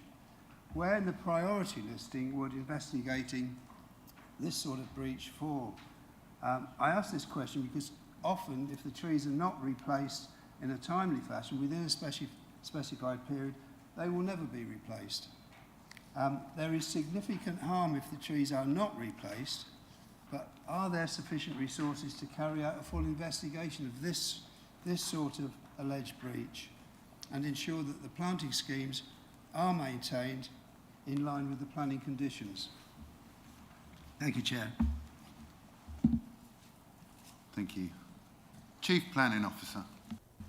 Through you, Chair. The prioritisation strategy describes the situation in relation to breaches of planning conditions which result in harm to general amenity. And I would think that the situation where you do not have the landscaping scheme expected being secured for the long term through the life of a condition, which is by standard terminology 5 years, then you would certainly be opening an investigation and viewing the matter on site, so that in terms of scoring under prioritisation, you would have an investigation to pursue.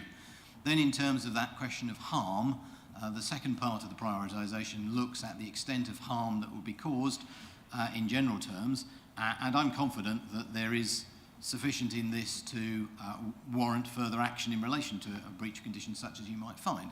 And typically the resolution to a matter such as that would be a breach of condition notice in order to ensure that planting is undertaken to secure the remedying of the defect that you describe.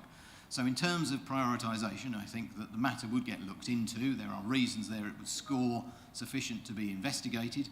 And then in terms of harm, subject obviously to the location and the nature of the issue and the number of trees that were dying or had not successfully taken, then clearly one would look at probably scoring the matter in terms of causing harm that warrants further action. Thank you very Chair, much. I also asked if there are sufficient resources to carry out these sorts of investigation. That's my concern, that there are a number of these sorts of instances. I would suggest they're probably fairly time-consuming, and it may well be not just one visit. It may be visits, annual visits throughout that 5-year maintenance period, and if they're not carried out, we end up with no trees at the end of the 5 years. So the big question is, do we have the resources to do that? Thank you. Director of Planning and Building Control. Thank you, through you, Chair. I think it's a similar answer to the one provided to Councillor Passmore, which is that we believe that we have sufficient resource. If the situation that you're describing happens over and over and over and over and over again in multiple different places, that will provide a challenge for resourcing, but we will have to keep a close eye on workloads of staff, ensure that we're managing those effectively, and come to councillors if there's a requirement for additional resource in order to meet that. But we would hope that the efficiencies that we're putting in place provide more scope and opportunity for officers to address those kind of matters that were described. Thank you very much. After this item, I'm going to give everyone a comfort break because we've been going for longer than 1.5 hours now. But I will say, for the questions, please be as concise and as brief as possible and as direct. But thank you, they're good questions. Councillor Eburn. Thank you very much, Chair, and thank you, Councillor Byrne, the report. In the plan, it's been noted earlier and just now that the comment that we're fully staffed within the team. My question is, while we fully support the efforts of the enforcement team take, during this process within this plan, were alternative ways of working looked at, especially with the visits to other councils, and in order to kind of just look at something completely different to make this plan as effective as possible? Thank you. Thank you. Director of Planning and Building Control. Yes, a range of different approaches have been considered and looked at, and I'm more than happy to discuss and talk through pros and cons and different things that were explored outside the meeting. Thank you. Thank you. Councillor Geek. Thank you, Chair. After listening to all these extremely interesting and important questions, I do hesitate to ask this very inconsequential one, but on page 216, about the powers that the council has, should it actually have that question, is this the right term, please? I wonder if you might read the question out, please, sure. Just for clarity, to save everyone looking through their papers to find it. On page 216, it says, we have various powers to remedy the breach. We can do this by requiring changes are made, and it explains that. The removal of the unauthorised development. Is this the right term, please? That works to the unauthorised development should immediately cease. It sounds like a note that's been put in. Is it? Or, I mean, I'm conscious that it seems trivial, but I don't want to vote for something that has got a sentence in that shouldn't be there, just in case. No, thank you very much. It's a good question. I'll put that to the Director of Planning and Building Control. That's one of the consequential changes that would be covered under recommendation, the second recommendation, that allow me to make minor amendments and remove certain things that may have stayed in there, that may have been internal notes to officers. Thank you very much. Councillor Carter. Thank you.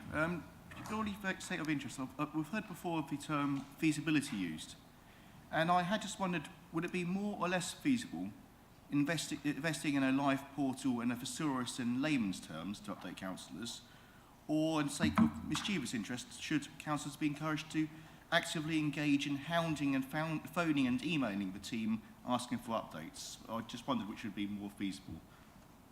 Thank you.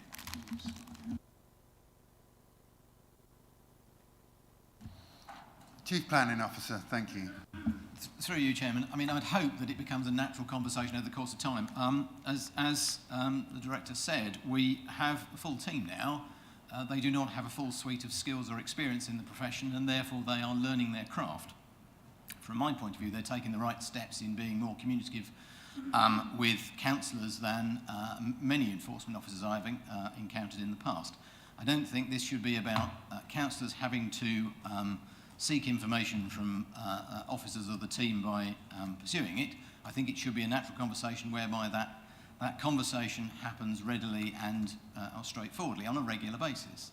How we do that, I think, is a matter which doesn't necessarily rest in terms of an enforcement plan, but is a matter of operational, day-to-day, good relations with councillors, so that they have the information necessary to go to meetings and deal with their community, and in turn so that officers have any local knowledge or local colour that helps us understand the nature of individuals or the nature of sites that are of particular interest. So from our perspective, we would encourage conversation.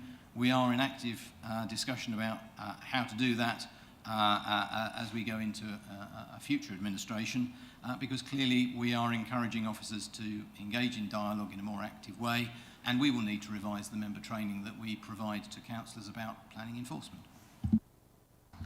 Thank you very much. I'd like to move to debate now. Would anyone like to... Councillor Whitehead, to start the debate. Oh, sorry, one last question from Councillor Whitehead, and then we'll move to debate. Thank you. In my 12 years experience as a ward member, most of the enforcement issues that come to my attention are brought through parish council or attending parish council meetings. So either a parish councillor or someone attending a parish council meeting will bring it first to the attention of the parish council, who then tend to report it. And I've certainly encouraged more recently the reporting via the parish clerk so that they can be kept updated. Now I see it talks in the policy, we'll aim to keep you reasonably updated from time to time, but it's not practical or reasonable to provide a running commentary on the investigation, which certainly I understand, but parish council meetings tend to be either every 2 months or every 3 months, and the clerk would tend to want to follow up on that, because once it's on the agenda and in the minutes, it then becomes a matter arising or an issue unresolved. So, for example, one of my parishes, the 5th of September, asked, do you have an update? The 6th of September, investigation and review pending decision on next action. And then 6th of December, could I trouble you for an update? And the response there was, I'm asked for a briefing from the case officer, this is the team leader, and we'll update you as soon as I have that. And that was in December. The 16th of March, still chasing for an update. I mean, I'm pleased to hear that it is fully staffed and that this person who went for a site visit has actually returned, because I was concerned about that. But the reason they do this is because the clerks are asking for this update, not for running commentary, but because it comes up time and time again in the meeting. And if they don't have an update for this meeting, it'll then be on the agenda for the June meeting. Before you know it, they'll be saying it's a year's gone by. But certainly when it comes to a parish meeting and the clerk just reports they haven't had an update, all eyes then turn to the ward member, to say, this is your council, what are you doing about it? So the question I would ask to officers is, please understand that for parish clerks in particular, it's not necessarily running commentary, it's just an update for reasons of being on the agenda. Thank you. Chief Planning Officer. Thank you, through you, Chair. The phrase in this plan is directed at the public in general, so one must give a piece of advice that is good for all. I think in terms of important enforcement issues for parish councils, and sometimes they note and sometimes they are particularly interested in them, I think that becomes a question of how well and how effectively we have individual conversations around particular problem cases and problem sites. And that's something I think doesn't necessarily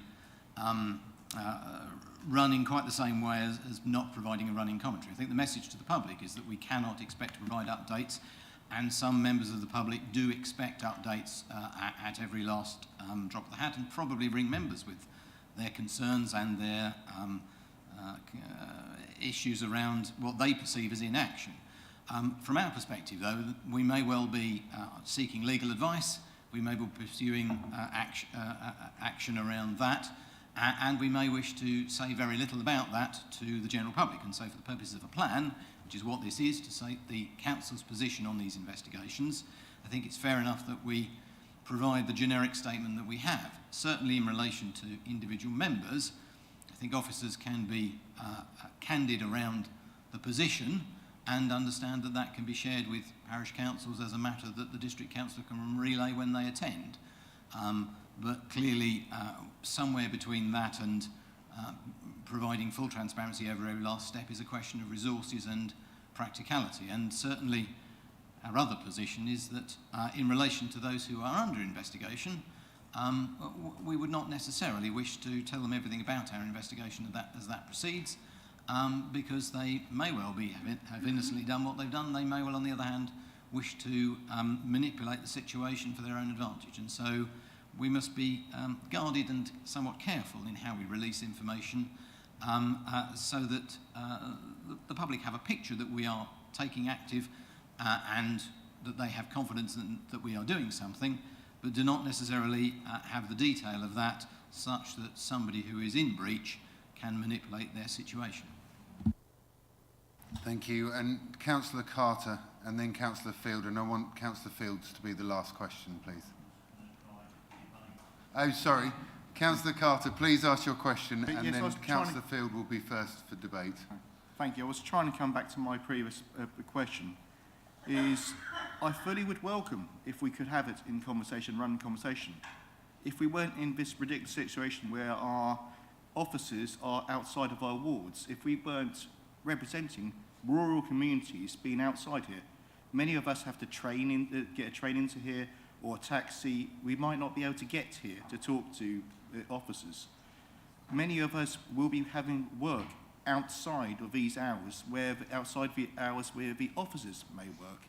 So we may not be able to catch each other in communication. To make it easier for everyone to, if you had a live portal where you could see in black and white, and possibly then have maybe book in a time for a Teams call, something like that fits in with everyone else's lives. But unfortunately, we don't circulate in the same areas. We aren't able to always see each other all the time. And the times that we do get in, it may not be able to have a time to actually have a conversation we need to. So these are important things that we need at our fingertips at times that we can access and not have to rely on a conversation which we may not be able to see eye to eye on. So this is something that would be best for members and probably be best for some officers as well to be able to have this best engagement and have a best working practice. So that's all I wanted to say. Thank you. Thank you. So, Councillor Field, debate. A brief one, perhaps, Chair. Just really to point out that obviously a new policy, a revision taking account recent experience is valuable, and one wouldn't want to stop it going forward. But I think Councillor Whitehead's question pointed out to me one of the absolutely critical issues, which is that these things take forever to resolve. Maybe because it's a difficult subject, the law does not move rapidly, or so my daughter-in-law always tells me. But local populations don't quite see the justice of that. I have a fear that our new policy is a framework. I would like it to be a framework to get planning enforcement done. One feels it may well be a framework just to explain why things take forever to happen. I certainly have communities, Floaton for instance, have issues that have been going on for 17 years without revision. That's probably as long as I've been a councillor. So I would really say it's welcome that we have a new policy. We need to move forward, but we really do need to ensure that this area has the resources to get things done as rapidly as legal process will allow, because the population doesn't tolerate the delay, and that impacts on all our reputations, whichever whether it's your administration or perhaps a different one in the future, whoever it is, it impacts upon us. And people see they're problems that they're right up against. The people that are tolerating activities at Blueleys Park in Great Blakenham at the moment see those problems. They may actually not be legally incorrect, but they see the problem, and that impacts on their belief in our competence or lack of it. So I welcome the new policy, but have severe reservations about whether it will be a solution to our problems. Could I just see who wants to take part in this debate? Because I'm aware that we're getting up to 2 hours, which is pretty inhumane for a council meeting. And I think I might have to give everyone a comfort break at this point. Shall I say, does anybody want to put up their hands for a comfort break? And one person will trigger that. So the next question is, does anyone need longer than 5 minutes for that comfort break? Please put up your hand. Any hand will trigger it to be 10 minutes. Sorry? 10 So what I'll do is, if everyone can try and do 5 minutes, and then I will not start the meeting until Councillor Carter returns. Well, there's still people want to talk in the debate. Can I see hands of people that want to speak in this debate? I think, to be honest, I think we need to break now, because I don't think it's fair on people. It's a long time without a comfort break. So.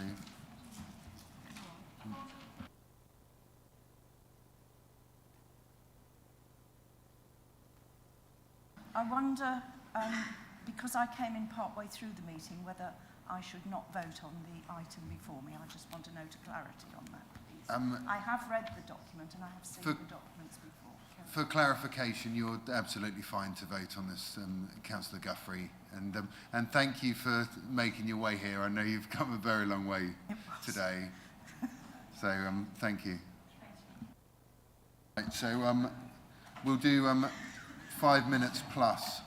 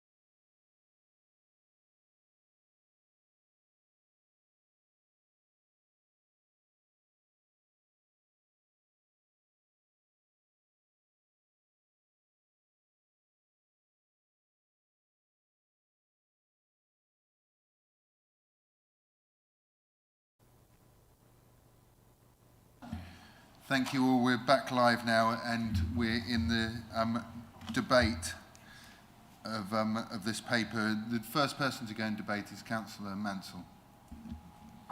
Thank you, Chair. I welcome this revised plan. I'm sure all of us as ward members are regularly contacted by residents about planning enforcement or perceived planning breaches, and it can be a very emotive topic with some residents, and I fully appreciate that some of the information is likely to be of a sensitive nature. And I do think that this document certainly helps us as ward members try to explain to those rather emotional residents and try to manage expectations, which is something that the Chief Planning Officer talks to me about, managing expectations of our residents. And I think it does help us. I'm not convinced it will help them without, that they'll still want to have a rant and a rave at us about enforcement cases.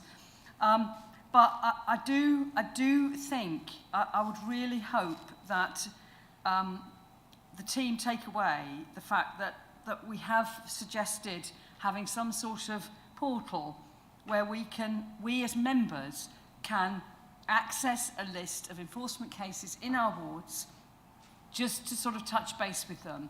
We don't want to be phoning, emailing, having a Teams chat with all of the enforcement officers about every little case in our ward.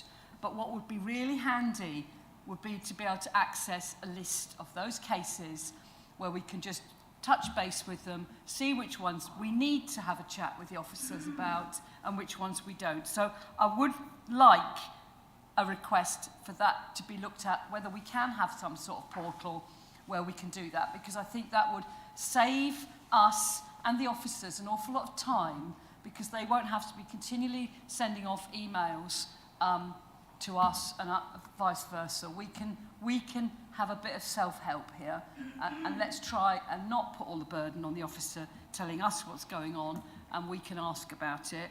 But I do welcome some sort of plan, and I also very much welcome the fact this is going to be reviewed in 12 months so that we can see if it is working, and hopefully if any changes are needed, they can be some minor changes which can be incorporated into the plan as it moves forward. I think it's a bit of a learning curve, and I must admit I've found that the fact that enforcement is only a discretionary power of the District Council bizarre, because it's one of the, you know, what is the point of putting all those conditions on a planning application if we can't enforce it?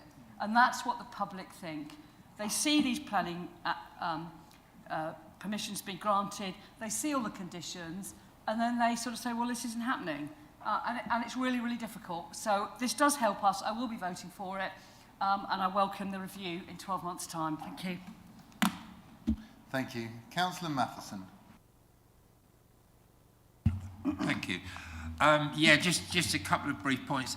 I asked some questions about reporting earlier, and Councillor Mansell's just asked them again in a different way. I've just lost that. The professional lead for digital solutions, a very valuable member of the team, I have to say.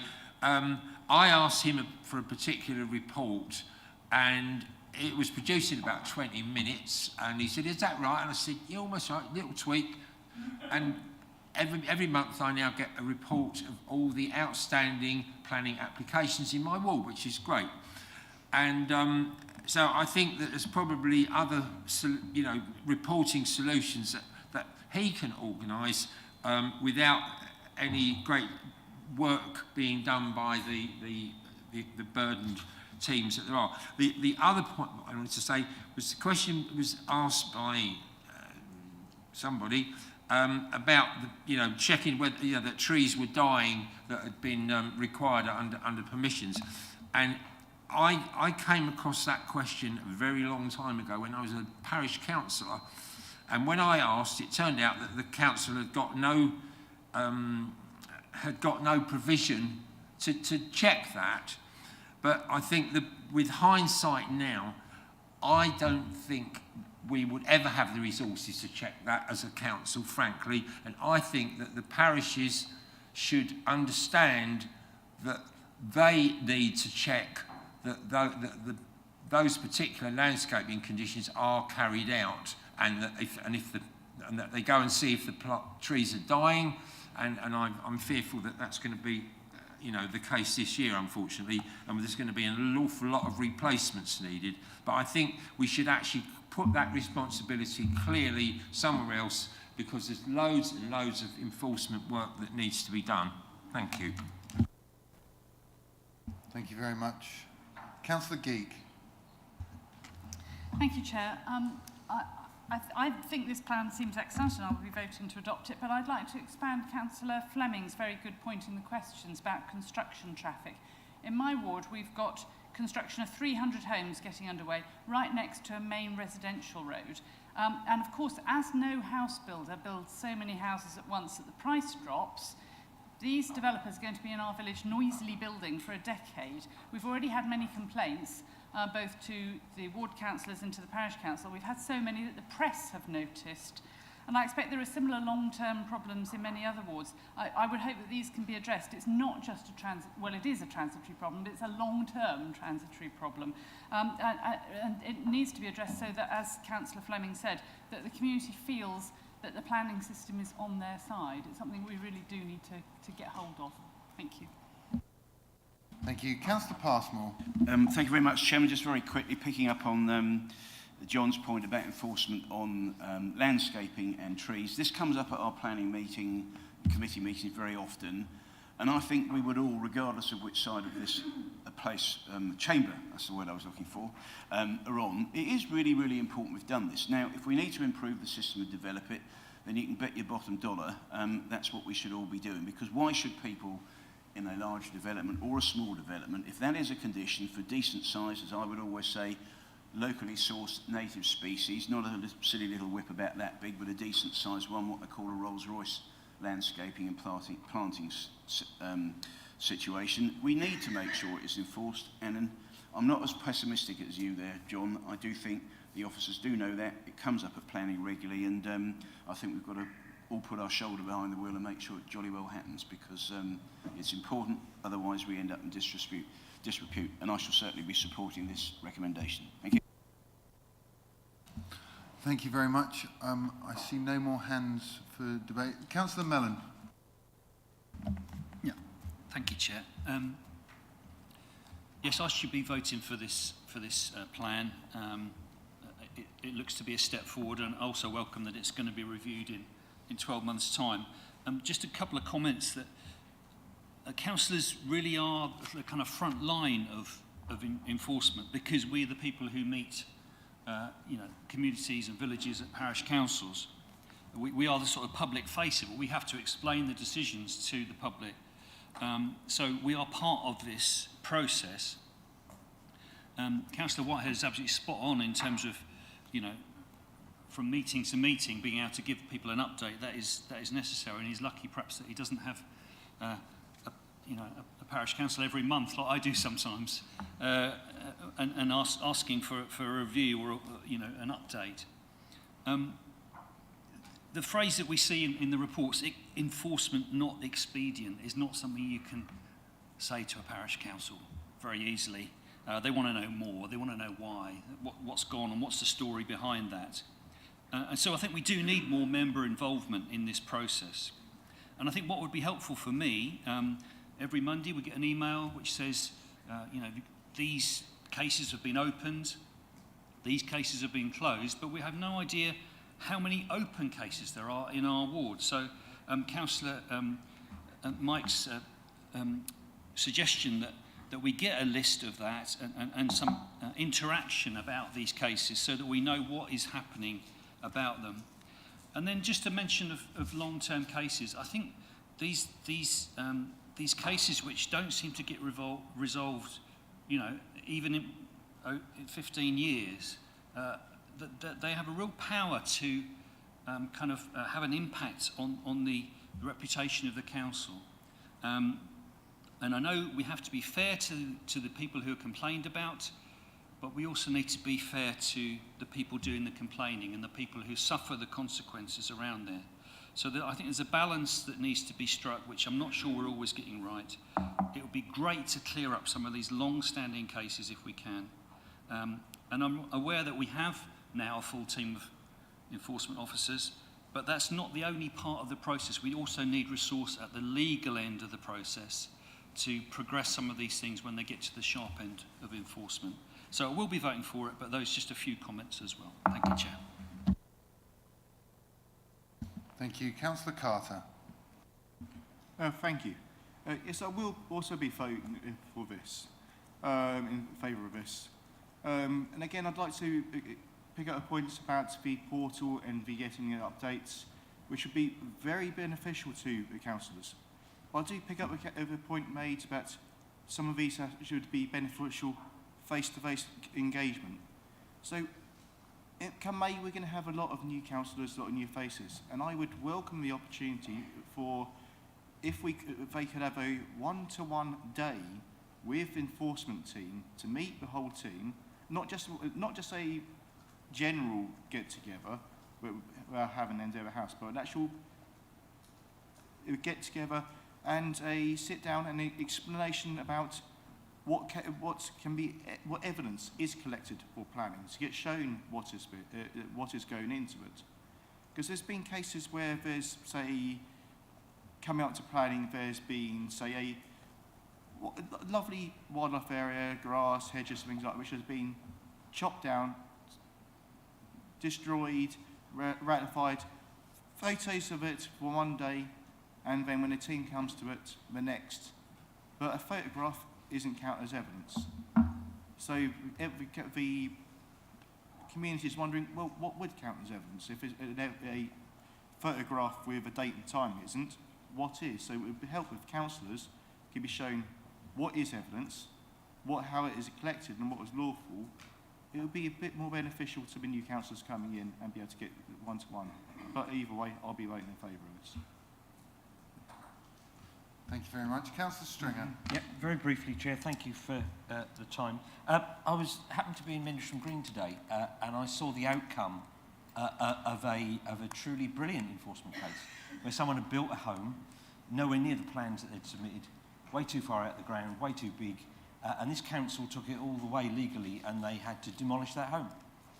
And they then came back with an appropriate plan. That building is now on the market. I suggest you go and look at it. It's a very nice little building. And what's best about it, it actually fits in to the streetscape. And it's precisely what the parish council asked the developer to do right at the very start, which then wasn't complied with during the process. And thank you for Mid-Suffolk for enforcing that and forcing that developer to demolish that home, because what we've now got is a house in that streetscape that we're actually proud of. And it instilled confidence from that parish council in the system and caused more to engage in it, which is a good thing. Can I make one plea, though, is that if enforcement is not complied with and we do end up having to take legal action, does the legal service that we use have enough resource to make sure they can cope with the amount of cases? Thank you, Chair.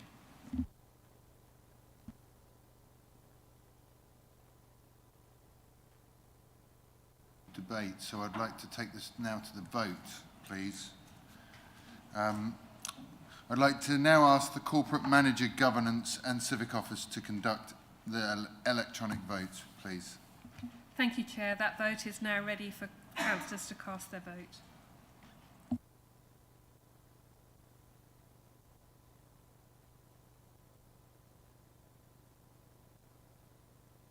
Councillor Guthrie, can I take your vote? Yes, for. Thank you. And Councillor Carter? Thank you.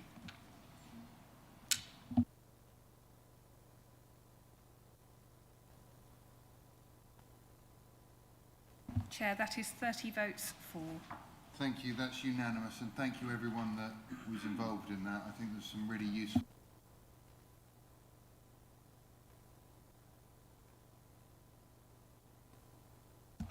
I'd like to move on to the next item, which is item 12, MC 2245, Councillors' Parental Leave Policy. And I'd like to invite Councillor Morley to introduce this item and to move the recommendation, please. Thank you, Chair.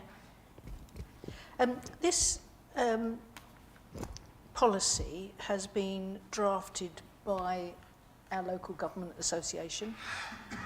It is a template policy that we are looking to adopt across the whole of Suffolk, actually, although I believe also that many councillors, not just in Suffolk, are also looking to adopt it. So currently there is no legal entitlement for any councillor to take parental leave of any kind, and this seeks to address that lack. So I'm happy to propose it and would call for a seconder. Thank you. Thank you. Do I have Councillor Richardson? Thank you very much, Chair. I'm happy to second, and I'd like to reserve my right to speak. Thank you. Thank you very much. We'll now move to questions. Councillor Otten. Thank you, Chairman. First of all, I'm slightly surprised that obviously written by the LGA, it is very much written in what I would say is a traditional family, by a traditional family. For example, at paragraph 2.2, can I ask, it says, councillors giving birth. Now, there may well be many councillors who are not in that traditional family unit. The child may be, for example, a surrogate child. It then goes on to mention adopted children, which I'm very pleased about, but there is no mention of fostering. And the other question I have is further down on the time if a parent has a miscarriage, and it states 25 weeks. And I'd like to know where that figure has come from. I think it's somewhat arbitrary, and I would hope that there would be certainly more flexibility there. But I just feel, Chairman, that the whole paper is written still under the premise of a traditional family unit, at one point it actually says paternal leave. Now, it may not be, if you use the word correctly, a father. So I really feel that we should consider whether the way that this paper is written is actually of the 21st century. Thank you. Thank you, and I'll ask the Corporate Manager, Governance and Civic Office for a clarification of this and a bit of a background, please. Thank you, Chair. The different types of partnership that you are covered, because it does cover it says the birth of their children if they are the biological father or carer of the child as nominated by the partner or spouse. So that is covered, that any type of relationship should be covered by this. And the 25 weeks is the normal, it's the week where they say that the birth is mostly viable, but obviously if there was circumstances that happened before that where the birth was viable and the baby was born premature that time, that would still be taken into account, and there is that opportunity because it is always available for discussion. So there's a flexibility in there that should cater for any eventuality. Come back on that then. Yes, please come back. I will support the proposal, but I would like to put it forward to the Leader of the Council and the Chief Executive that we do go back to the LGA. I'm probably going into debate here, sorry, Chairman, to say that we feel that they need to rewrite this in a much more up-to-date, exclusive manner. Thank you. Okay, thank you. Councillor Mansell. Thank you, Chair. Maybe I completely got the wrong end of the stick, but I was under the impression that the only legal obligation that I had as a councillor was to turn up to a council meeting every 6 months. I'm not an employee, and I get an allowance. Whilst I don't have a problem with a parental leave policy, I'm not actually being paid for the hours that I'm doing anyway. And I feel a bit like, what's the point of the policy if the one thing I'm legally obligated to do, which is turn up to a council meeting every 6 months, isn't covered? So should I be somebody who is having some parental leave and I hadn't attended a meeting for 6 months and it was in the middle of a parental leave thing, I would have the added stress of having to ask for that leave, that to be extended, so that I didn't have to turn up to the council meeting at my 6-month thing. So is there any way that can be, can we take that bit out? I mean, if you're going to have a leave policy, how come the one thing we're legally obligated to do isn't included? Thank you. And now the Corporate Manager, Governance and Civic Office for some clarification. So thank you, Chair. So councillors do have the 6-month obligation rule, but this allows you 6 months first, and then the expiry date after that, so that you could have your 6 months and then have another 6 months on the top of that. But it is covered, so you still have a legal requirement to do the 6 months, but you would have dispensation not to attend that meeting in that time.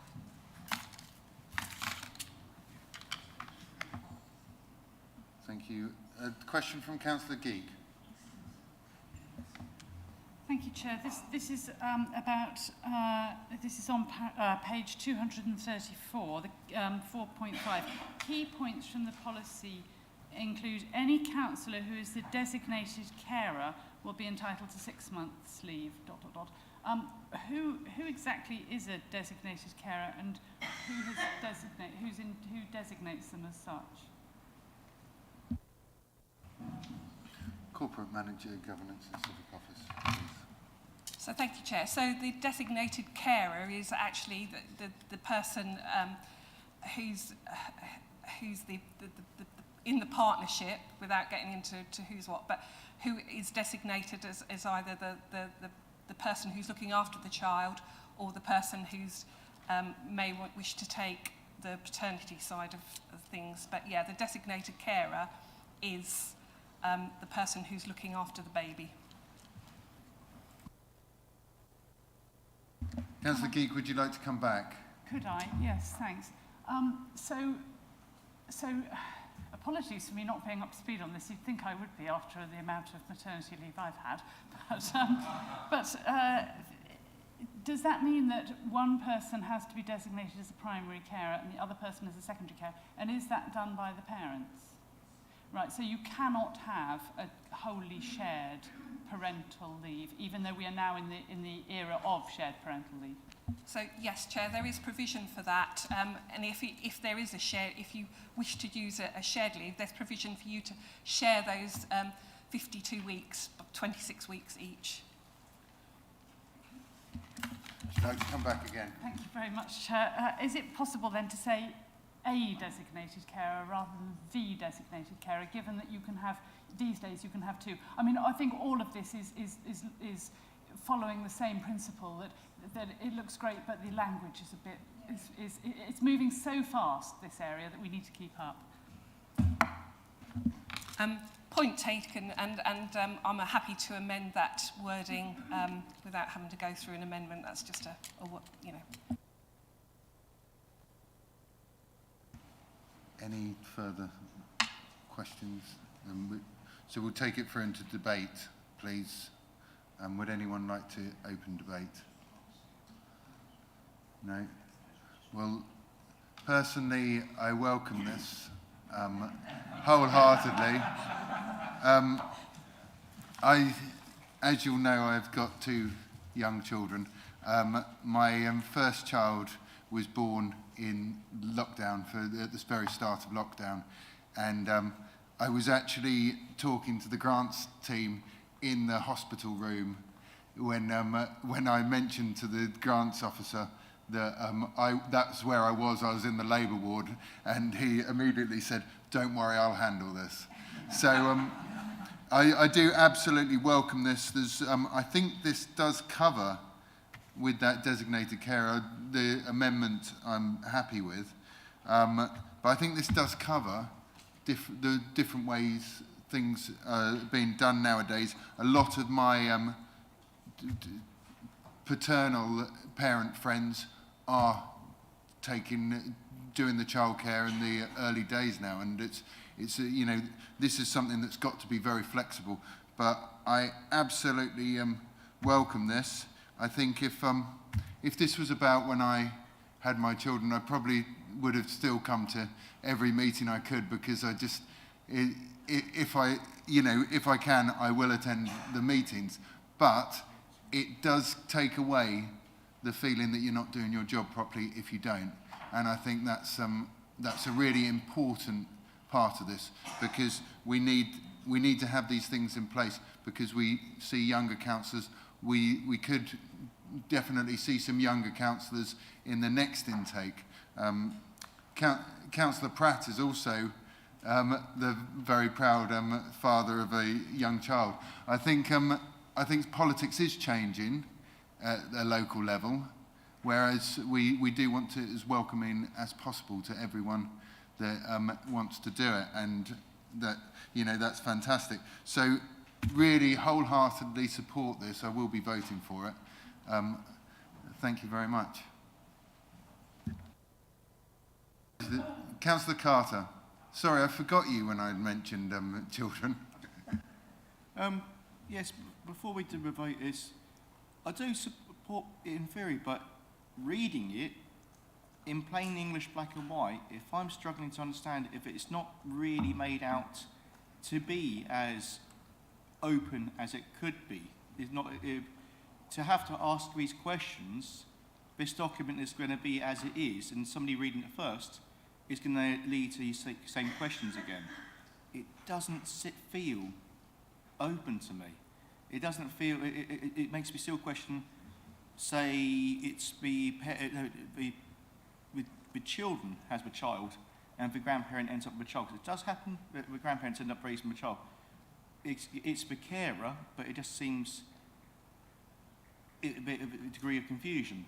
And it doesn't specifically say that you could miss the 6 months beforehand and then not have to seek dispensation. It doesn't say that. Because there could be a case where somebody has medical issues with the pregnancy, have to miss 6 months, and then feel that they still have to seek the dispensation. And it's not always, we love children, we love having the thing, but it's not always the happiest time. There can be lots of mental health issues that come with it, with a childbirth, such as post-thing depression, which again is not going to be able to seek out. It's going to be very stressful. So it's not as open a document as I'd like to see, and that's why I fully support the idea, but the document as it's written is very difficult for me to vote for. So the idea, I'd love to vote for it. I just wish this document was as open and inclusive and as forward-thinking in layman's terms as it could be. So new doctor councillor or somebody picking this up at the internet is going to be as confused as the questions raised here. So that's my issue here, I'm afraid. Thank you very much. Councillor Passmore. Yeah, very quickly, Chairman, I think we're in danger of overthinking this. We're only talking about 34 people who all will be councillors. We've got the advice here, and I think let's vote for it, let's put this through, and then if there's any clarification needed, I don't think this council has ever tried to exclude anyone. We've had people who've had serious accidents, serious illnesses, car accidents and so on, and we as a council, forget the politics, have always supported them, whoever or wherever they come from. So I'm very, very confident, put this policy in. If we need to tweak it and amend a few words, that's fine. But please remember, we're only talking about elected councillors here. We're not talking about the wider population. I know the officer team will be happy to help, and we would all be very happy to help each other. So let's go for it. Thank you. Thank you very much. And I think that's the end of this debate. So I'd like to thank you all and turn to the Corporate Manager, Governance and Civic Office to conduct an electronic vote, please. Thank you, Chair. That is showing in blue for you to cast your votes.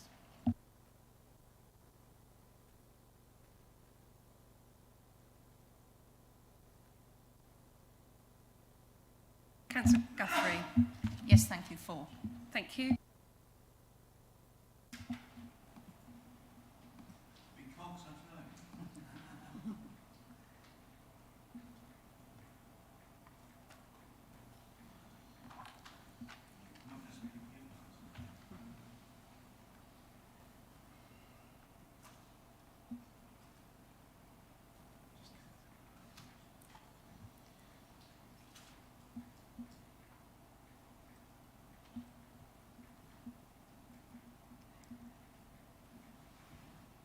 Councillor, do you want me to take?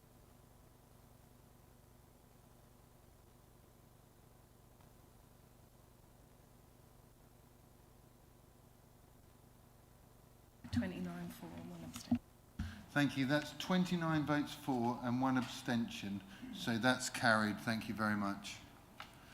So moving on to item 13, MC 2246, special urgent decisions taken by officers under delegated powers in accordance with Part 2 of the Constitution. And I'd like to invite the Chief Executive to introduce this report. Thank you. Thank you, Chairman. As members know, we're obliged to report for noting items where decisions have been made outside of the meeting, particularly with a special urgency, but also where call-in has been exempt. In this particular case, that has happened, and you can see the detail within the report.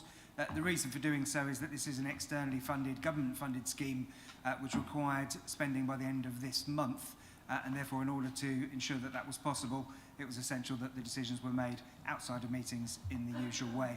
I know Councillor Mellon has kindly submitted 2 questions in advance for me to look at. Unfortunately, I don't have the answers here this evening, as they only came in this afternoon, but happy to answer those outside of the meeting. Thank you, Chairman. Okay, thank you. Could I have a proposer for this report, please? Councillor Eppinyon. And a seconder? Councillor Passmore. I think you were just in front. So thank you very much.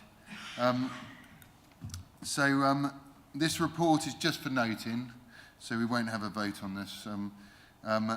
But does anyone have any questions? Councillor Eburn. Thank you very much, Chair. Just given the issues we've had with electric car charging points, such as at Needham Lakes, which is just appalling situation that's been going on for months and months, can we have some reassurance about how this company was chosen and in this instance to make sure that the work that they will do will not encounter the same problems that occurred at Needham Lakes? Thank you very much. Chief Executive. Yeah, that was one of the questions that Councillor Mellon submitted in advance. Can't provide that answer this evening, but happy to do so outside of the meeting. Councillor Field. Sorry, rather similar again. I was just going to ask, obviously, I assume you've chosen this company as a highly competent company in this business sector, but it doesn't actually make that clear at all. It could be anyone. Could be an expert in North Sea diving, for all I know. So one would need to know what was the basis, which obviously there was a sound basis, but one would like some reassurance. Thank you. Chief Executive. Yeah, again, happy to answer outside of the meeting. The only thing I would say is that the title is slightly a clue that it's not North Sea diving in terms of Anglia car charging. Does kind of imply what they do for a living, but I take the point. Thank you very much. Are there any further questions? Okay, thank you very much. We'll move on to the next item, and that is item 14, MC 2247, Pay Policy Statement 2324. I'd like to invite the Chief Exec to introduce this item and to move the recommendations. Thank you, Chairman. So again, as councillors will be aware, we're legally obliged, as set out within the report, to adopt a pay policy statement on an annual basis. The report that you have sets out that draft pay policy statement as Appendix A. That Appendix A is extremely similar to the version that you saw last year. The only changes that have been made are as a result of the decisions that you made last year.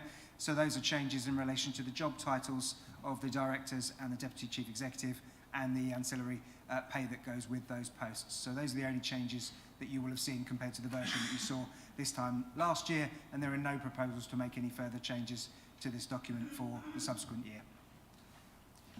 Okay, thank you very much. Could I have a proposer, please? Councillor Morley. I'm happy to propose, Chair. And a seconder. Councillor Richardson. Happy to second. Thank you, Chair. Thank you very much. We have the head of HR here for any questions on this. Would anyone like to ask a question? No questions. Would anyone like to start debate on this item? No, thank you very much. So we'll go straight to the vote then. And I will now ask the Corporate Manager Governance and Civic Office to conduct the electronic vote, please. Thank you, Chair. That is in progress for councillors to cast their vote. Councillor Guthrie. For. Thank you. I've fallen off the Wi-Fi, so yeah, I'll have to do my vote manually, and it's a 4. Thank you.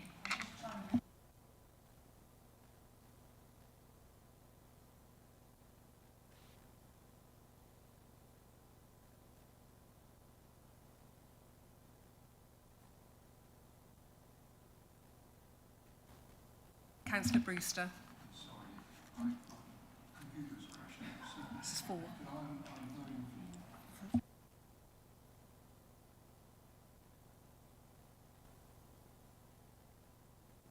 Thank you. That's 30 votes for, so that's unanimous. So that's carried. Thank you very much. The next item, item 15, has been withdrawn.